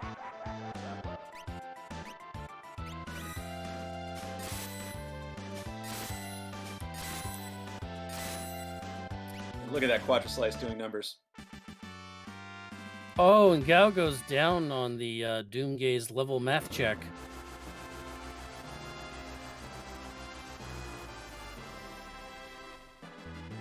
Yeah, we will unfortunately need a ruling from Ceiling Cat, our tremendous tracker, on whether Zelfer checked the validation chest or not. Otherwise, sadly, this one is invalid.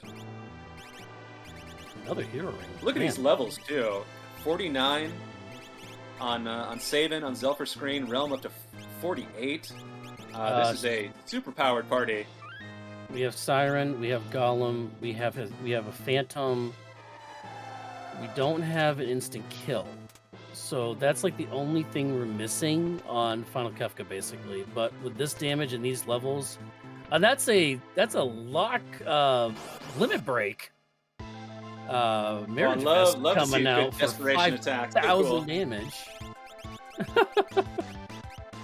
But his VK is actually doing more damage than that.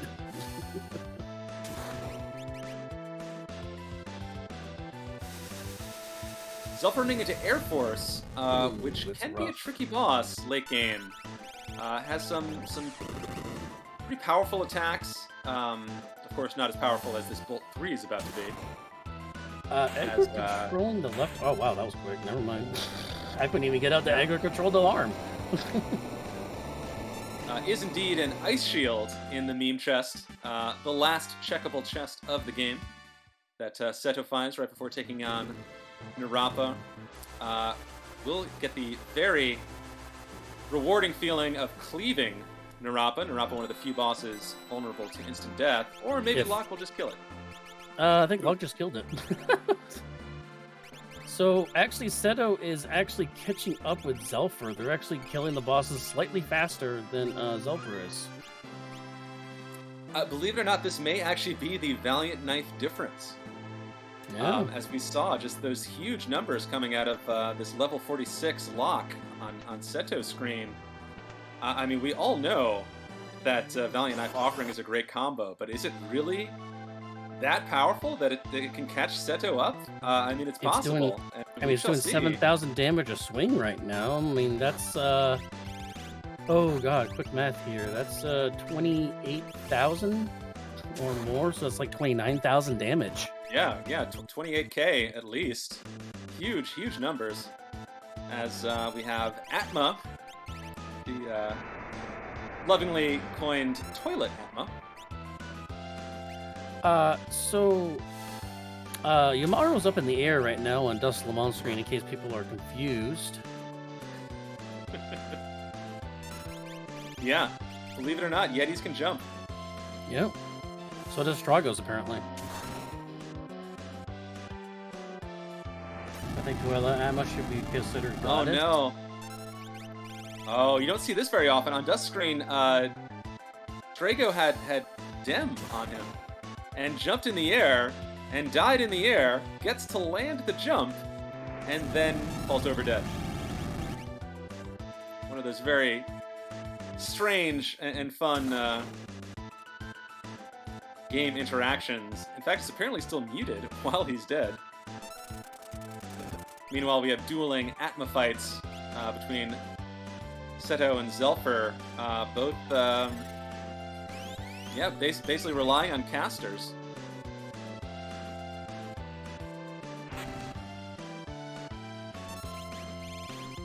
And Seto finishes first again, really making up ground here at the end of the seed.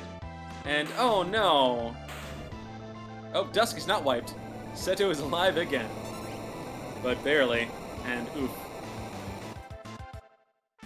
A wipe from Dusk, unfortunate to see, but Seto has been making up a ton of ground now. So this will be really a photo finish. I must admit, I thought Zelfer was going to run away with this, but Seto, very impressive, the amount of ground he's made up. Oh, and I saw a reset on Dust Le Mans screen. That's not good.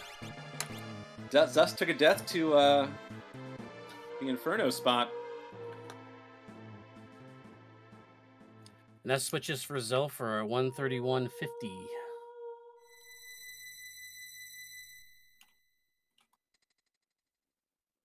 So that was a 16-minute Kefka's Tower for Zelfer. Including resetting out, right? Warping out and going back in? Yeah, I'm counting that warp out coming back in as part of Kefka's Tower. So yeah. Very, very efficient. As we see on Seto's screen, why a late game Air Force can be dangerous. Those shrapnels hit for big numbers. Strago able to weather the storm and drop that quad 9 from Bolt 3. So I think really the question now is, how much of an impact will Valiant Knife offering make? I think it's going to make a huge impact. Yeah, Seto's going to be about a minute or so behind. And we have Cleave too. And Cleave as well. Very good point. Because Zelfer does not have an auto kill available to them. So Seto can take out 2 parts of these bosses immediately, where Zelfer can't.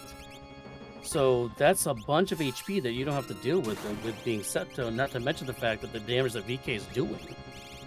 So it could be a double difference here of VK and the Cleave. Yeah, I mean, this is pretty hype. I'm excited. Chat, I hope you're excited. Saber, I know you're excited. Saber, what do you break down what tier 1 of the final battle is, and what Zelfer has to deal with? Before I get to that, Seto switches at 133, call 33. That was only a 7.5 minute Kefka's Tower. So for less than half the time that Zelfer did to get that skip. So here we got tier 1. We have long arm. That's the arm closest to us with the hand open. That's susceptible to the instant death that we were talking about with the Cleave that we're going to see on Zeto here just in a second. Then we have the head. Head's susceptible to fire. That's the second target you kind of want to hit. And then last but not least is the fist. It's short arm or left hand. That's the last one you want to leave up remaining, because if you leave the head up last, you get quaked and take out pretty much your whole party. Well said. That's what you have to deal with. As we see Zelfer's very high-level party, obviously doing tons of damage. Love to see that quadra slice. Oh, as we do see Cleave on Seto's screen, instantly taking out long arm. And all of Locke's hits hit the head. Wow. I just wanted to make sure that short arm was still around. But yeah, that is very fortunate for the offering attack, which of course you cannot aim. Nope, so this is, so Zelfer finished K1 at 135, call 02. Seto just, 10 seconds behind him? Yep, so we just caught up more on that, so we call that about 11. So that was about a 4-minute, sorry, that's a 3-minute for Zelfer, and only a minute and a half for K1. This is hype. For Seto. So Seto is catching up. An hour 35 into the seed, and our two front runners are 10 seconds apart. And Seto may actually get the lead. We'll be able to cleave the instant deathable tools character in tier 2, as we see Zelfer sending out the Siren Esper to mute magic. Yep, and I think Siren is on the Sabin. So Sabin's gonna have to pull a double duty here by silencing magic in the back, and then oh no, he's doing quick. I'm sorry. That's what the quick spell is for. You can do it all. You can have it all. Oh, you can do both in one turn. Okay. Combo breaker. Yeah, as chat pointing out, Zelfer with some just bonkers magic power, doing quad 9s across all enemies with an Ice 3 casting. Just two incredibly strong parties, and interestingly in different ways. And he also did that in the right order by doing quick while you're charging up that sword tech. You don't have to worry about your the AI charging up attacks to hit you either, as Realm's dropping down 9Ks also of Ice 3s on Tiger, and I think that's Tiger down, that's Machine down for Seto. And Magic's muted, so we just have to worry about Blue right now. which is 10 hits. I mean, both runners putting on a clinic right now. Both obviously very talented runners, very knowledgeable runners, know exactly how to take on what can be a very, very tricky final battle. Both making all the right moves. And of course, both extremely high level, extremely powerful. As, uh-oh. I was a little worried about Locke for a second on Seto's screen. Whew. Had the life 3, so came up from that hit. And Seto, I believe, is about to overtake Zelfer. Oh, my mistake. Magic is still alive. Yeah, the thing about doing it this way is that after you kill the rest of it, Magic's muted, so they can't really do anything to you. So you kind of can do a little bit of a reset on your health and stuff if you want, and then before you progress to K3, Zelfer takes out K2 at 1:38:01.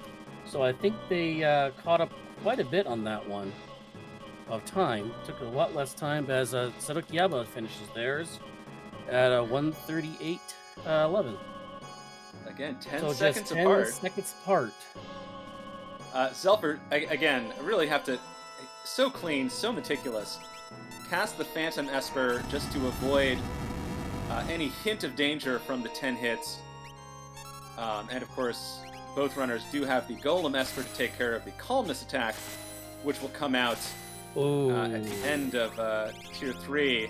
This might be the difference there. Wild Wind on Seto almost took out Realm to very low health versus Zelfer getting Mertoned for 0 damage because of all the ice shields they have on them. So a little bit of a difference there that could matter. And these little differences, they may make all the difference with a race this close, this near the end.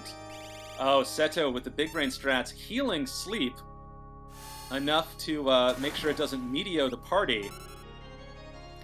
Yep, because we don't have life 3 on Locke at the moment. Oh, that's condemned on Locke, so I guess either way we have life 3 coming back on them. But this is taking up precious seconds. Zelfer already through. Wow. With that beastly Sword Tech Sabin who's been doing work all seed ever since we found him. And Zelfer does ascend to the high clouds, to Tier 4, to these golden rays of sunshine breaking through, taking on the Mad Clown, the fallen angel, the man who destroyed the world, Kefka himself. And Seto definitely doing a lot of setup work here. Cast Quick on Locke to get all the VK hits down on their targets. And Calmness comes right out with the block on Golem and done. So a lot of dancing, a lot of setup work there. Lost a little bit of time, but was effective. Losing approximately 20 seconds on that with the extra little foot dancing there.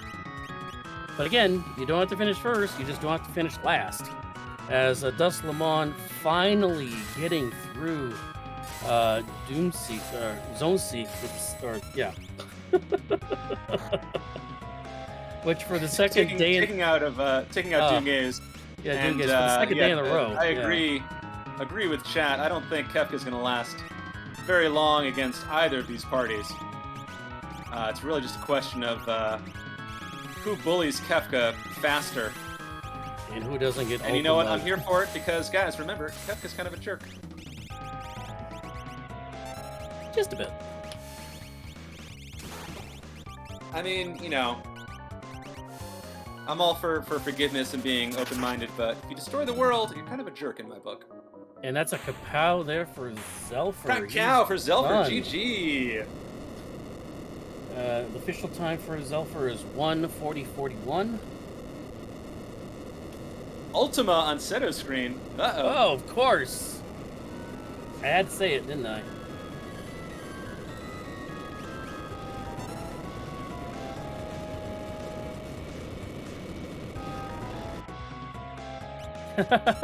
As our runners are reacting to how close this race is coming down to. As I think this final blows from Locke is going to finish off Kefka. Yeah. Yes. Crack boom, GG Seto. 141.29. 141.29 for Seto, which unfortunately means that Dusk is officially eliminated. So once again, Doomgaze rearing their ugly head for the second day in a row to our third runner, and that made the difference again.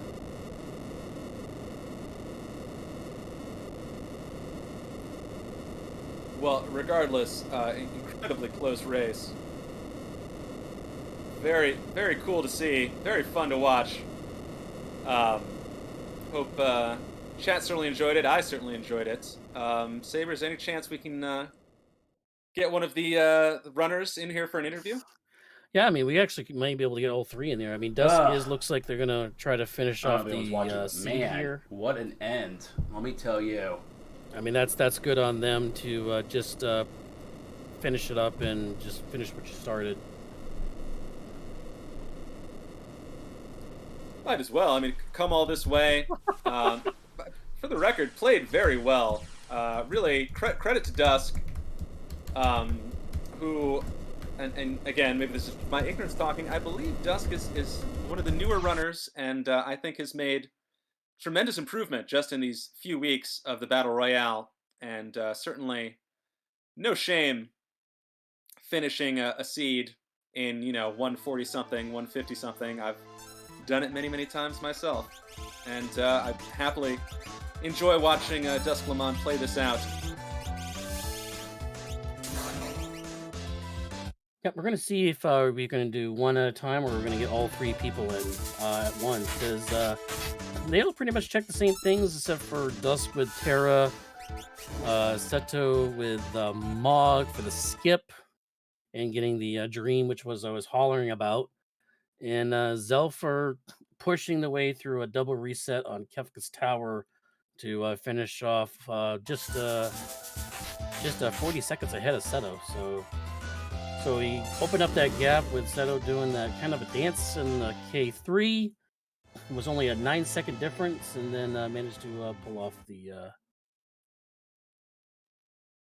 victory there. Well, I say bring him in. Let's have a round table. Yeah, I'm thinking just do a roundtable discussion. This is how the best information comes out, and you also get the reactions of the other runners. Reacting is like, "Oh wait, you found Tara?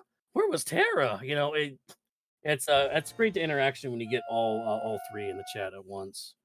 And Dusk is going to officially forfeit for the rest of the race there. So let's see if we can get all three in. Oop.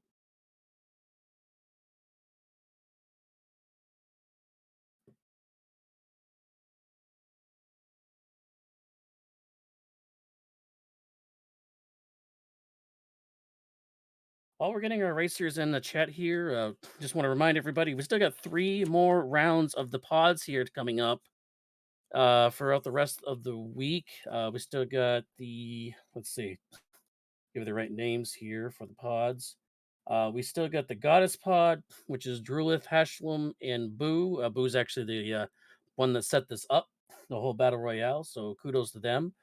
We still got the Doom Pod, which is Javinator, Green Monkey, and Flurry. That's the interesting one. I'm calling that one the Group of Death.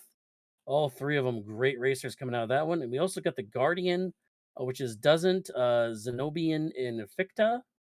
They all have still got to race the rest of this week, coming up on Friday and Saturdays. We'll see if we can get the restreams or not, or maybe a multi-stream. But if you want that information, stay tuned to our Discord for that information and see if they're available. As we got a Zelfer and a Dust Lamond here in the chat. Hello, guys. There we go. Good race Perfect. I can hear you. Can you hear me? Hello. GGs, Thank guys. you.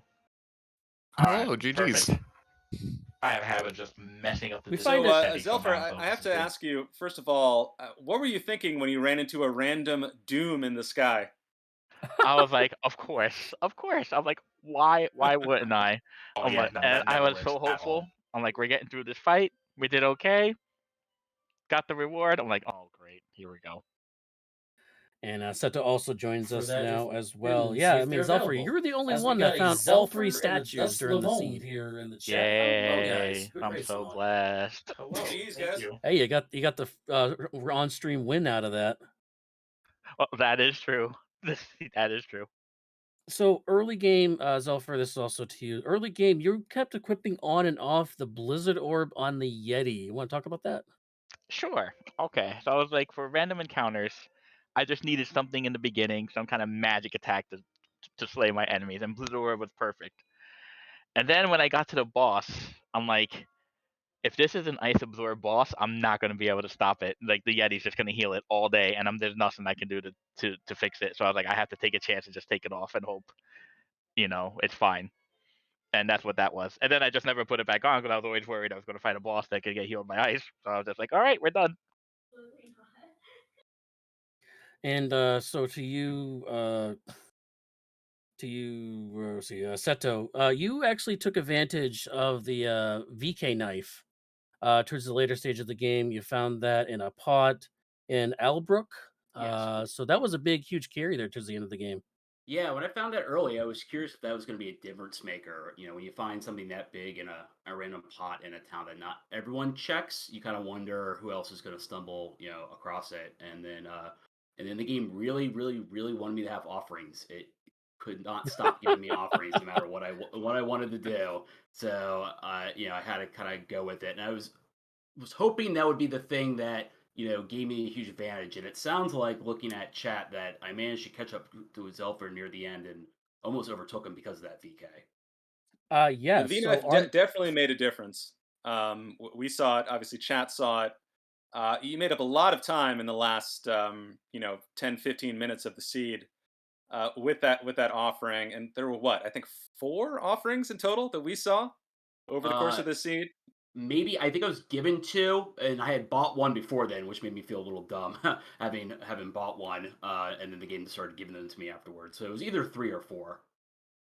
Oh, that's right. Yeah, maybe it's 3 for free, and then yeah, Thamasa or somewhere or had them on sale. Yep. And that was kind of what I was hoping for my saving grace, because I was getting very frustrated at kind of the top level routing of finding, like, first finding the last character, and then I couldn't find my last Esper afterwards, and then kind of gambling, hoping I could get the skip, which worked out in my favor. But once I got the skip, I was really hoping that the VK offering combo was going to make up the time difference, because I knew I was lagging behind at that point. Well, it's obviously a very powerful combo, classic combination. Dusk, how did you feel about your party and your power levels throughout the seed? Oh, I never found the offense. I was using Bolt 3 and Ice 3 for most of my damage, GP Rain, Quasar. I was flopping around between those. I never found the Valiant Knife. I had the offerings as well. I don't know what other offensive options you guys found. I was just using Bolt 3 and Ice 3 for almost the entirety of the season. I think a lot of runners did the same, though. Zelfer, you did great work with sword tech. Always fun to see a really powerful sword tech user. I also have to ask, Zelfer, your Strago was doing bonkers magic damage by the end of the game. How did you pull that off? I found a magic +1 power Esper really early, and I just put it on the old man and then forgot about it. I guess he gained enough magic power that way. It's about the only thing that that It I had was that really just completely made the difference. I found a magic +2 Esper, but I gave that to the little girl, but she actually didn't catch up. So Yeah, the Magic +1 was the Ragnarok Esper, so I think all of us had that at level 3, and so you just kind It of put was, it on Strago and go with it. yep. Ragnarok Esper, you say? What? Think so? Oh, Wasn't you it? mean at the Ragnarok Yeah, at spot, the at Ragnarok the spot. Yeah. Oh, Narf okay. weapon All right. shop spot? All Yeah. right. Yeah, it was right there. Dust, quick question to you. While our other 2 runners end up going to the Velt for the Gao check to get their Cyan, you actually elected to do Ancient Castle and actually got Terra as Ooh. your Yes. extra character there. Want to talk about that? I actually got up to 8 characters. I was kind of hoping for a 9th before I found my last Esper, because I'd gone I had gone to Jador Auction House to get Edgar, and once I got Edgar, I thought, okay, I'm still low on Magicite, I'm still low on characters. So I found Terra in the 3rd one. I think that was actually an extra character. I don't remember if Edgar was my last. He might have been, Terra was but your last because you yes, got a vanilla Welk for your yes, ninth Esper. Vanilla Welk for... Well, Cat, well. That was not my 9th Esper. I was looking to unlock Kefka until the end, until I finally went into it. I had about 7 Espers at that point. But about that 9 characters you're talking about, I'm going to throw it back over to Seto and Zelfer. I am screaming at the screen, and Fantastodon and all the chat can attest to this. I'm screaming at the screen as Zelfer, go to the dream. You need 2 Espers and a character for the skip. And you didn't listen. But Seto ended up going, got the Mog for the extra skip there on the dream. And I don't know if you got the Esper or not, though.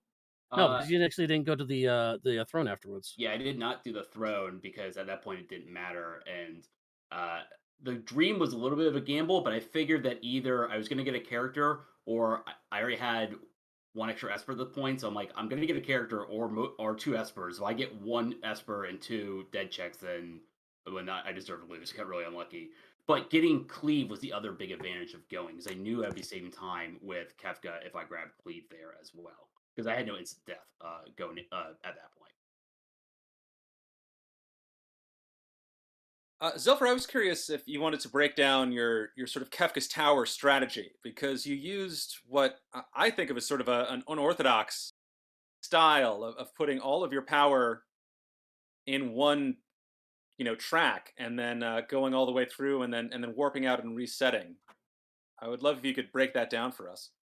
Alrighty. So I've been experimenting with this a little bit. I figured if you send everyone all the way in the last pass and at least kill the Inferno spot, hopefully, I'm hoping in a race it's a bad boss and all my people just annihilate it, and if someone else just sends like 2 people, they get stuck for a while. And at the time, I was also thinking if I really need extra levels, I can go on and fight the dragon right after and just, be okay and everything would be all right. But after I fought the boss, I looked at my levels. I was like, wait a minute, I'm actually really high leveled. I don't need to fight a dragon. So I just reset back and went over. Cool. Very, I very was just interesting. trying to leave my options open, and then, I didn't need to do much else this particular time. A question from chat. Zelfer, how did it feel when Doomgaze wiped your party? Oh, well, yeah. Good thing I had my mic off at that moment, because, and I had to walk that whole way too. I'm like, oh, you gotta be kidding That was me. rough. You don't see that very often. That has not happened to me in like months. But of course it happened today. Hooray! Was everyone level 5? Oh, of course. Very instantly, level 5. Actually, if I wouldn't have sent everybody that main route, I probably would have had someone survive. But, oh well. Yep, everybody was level 45. Dang. That sucks.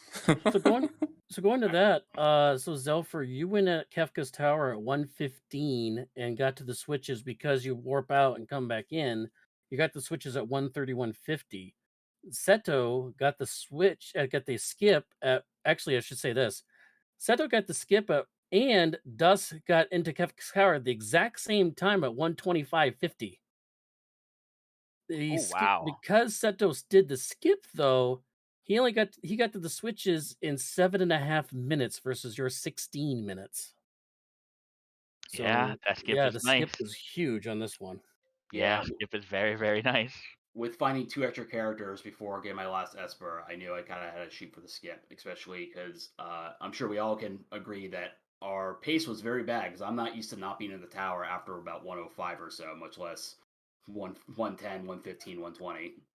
And also the further that when you guys got to K2, when you finished K2, Seto was only 10 seconds behind Zelfer at that point. Oh, jeez. That's how close this race was between you two. I'm surprised that the VK didn't make up the time. Your offense must have been crazy at that point. Mr. Sortek was a winner. Yeah, I can't wait to go back and watch that and kind of see what kind of damage you were doing with it. Dusk, throwing back to you there real quick. You were doing the spicy chicken fight. You only had one person up on Strago, and you pulled off a huge clutch move. You want to talk about that one? I did it twice, I think. I was getting really frustrated at all of the bosses. But I put Phoenix on because I had the strength up. I had put Phoenix on my jumper, who I made Strago jumping all the time. So his magic power was never good. I had locked get this magic power. And Locke was just beating down Spicy Chicken with bio. And I was like, his HP's gotta be going down. He's gotta be dying. I've just gotta keep hitting him with bio. All of my characters are dead except Strago. So I use Phoenix. Everybody comes back up. And I just... I think I even ran out of magic power and used an elixir. Like, I was struggling so hard. Yeah, but That sounds wonderful. But that Phoenix It was raises great. the whole party, and he gets in at the next attack, kills the Spicy Chicken, Yep, so his whole yep. party got the XP and everything. Yep. Oh, that was huge. That's beautiful. All 4 of them at like 400 health. One Flare Star could have killed 3 of them instantly.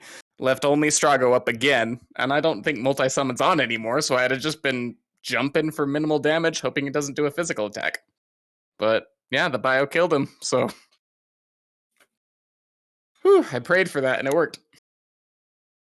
It worked out great, and a smart play with the bio spells. It's always so deceptive that Poltergeist is not weak to cold, he's weak to poison, for whatever reason. For whatever reason. Can't have your poisoned spicy chicken. That's just gross. Yeah, So Fidesna true. and I were talking about that. That Bolt 3 cost twice the amount of bio and was doing the same amount of damage on Spicy Chicken there. Mm-hmm. Yeah, he's specifically weak to bio for whatever reason. Well, a question for Seto, something I always like to ask the runners, and then we can wrap up before too long. But were there any particular points in the run where you felt particularly ahead or particularly behind? I felt ahead once I got to the final boss and no one had finished because I knew I was gonna fly through it with Calmness Protection, Cleave, Mute, and the Valiant Knife. I knew that it was gonna be very quick. Until that point, no. Or I should say maybe when I finished the dream and I got my last character in Cleave and I knew I got the skip. But before that point, I felt completely out of control the entire time. I felt like the game did not want to give me the characters the Magicite needed to kind of finish it off. So I felt very behind up until probably when I got the skip and when I got into the final fight. Especially with Kefka at Narsh, I was sure one of you would have done Kefka at Narsh early and had so many more checks, done a lot of more fast checks, gotten more characters, been able to get in faster. So I kind of got discouraged when I realized Kefka at Narsh was the gate for getting characters, and I had checked every other check I could think of. But at the same time, I was like, well, who else is just going to go, oh, I'll just do Kefka at Narsh for no good reason, just to see if I get lucky with it. So I was kind of banking on it being like the same pace, but it did start to worry me.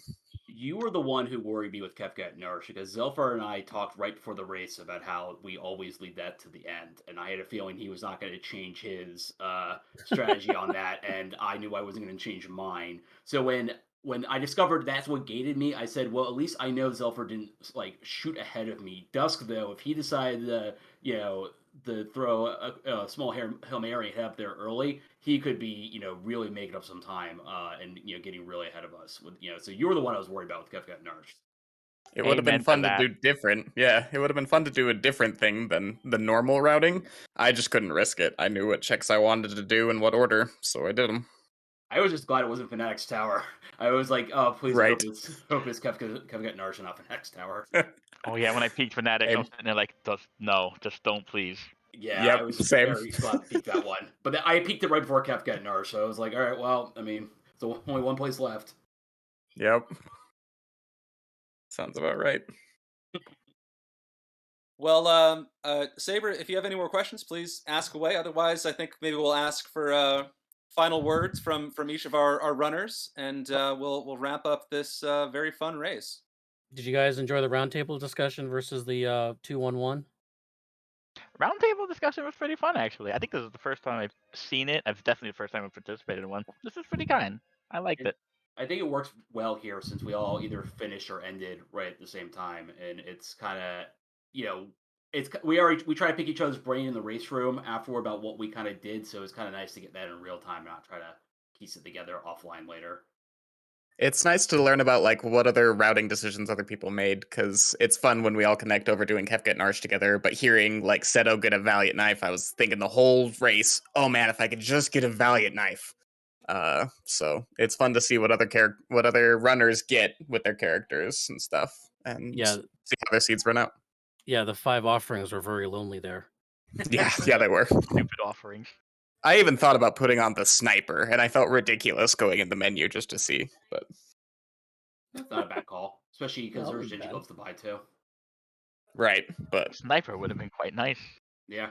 Locke was the one who could use the sniper, and he was also bolt 3ing and ice 3ing and everything else. So bio. Yeah, offense was not a problem this seed. I feel like we had plenty of options available to us near the end. Mm-hmm.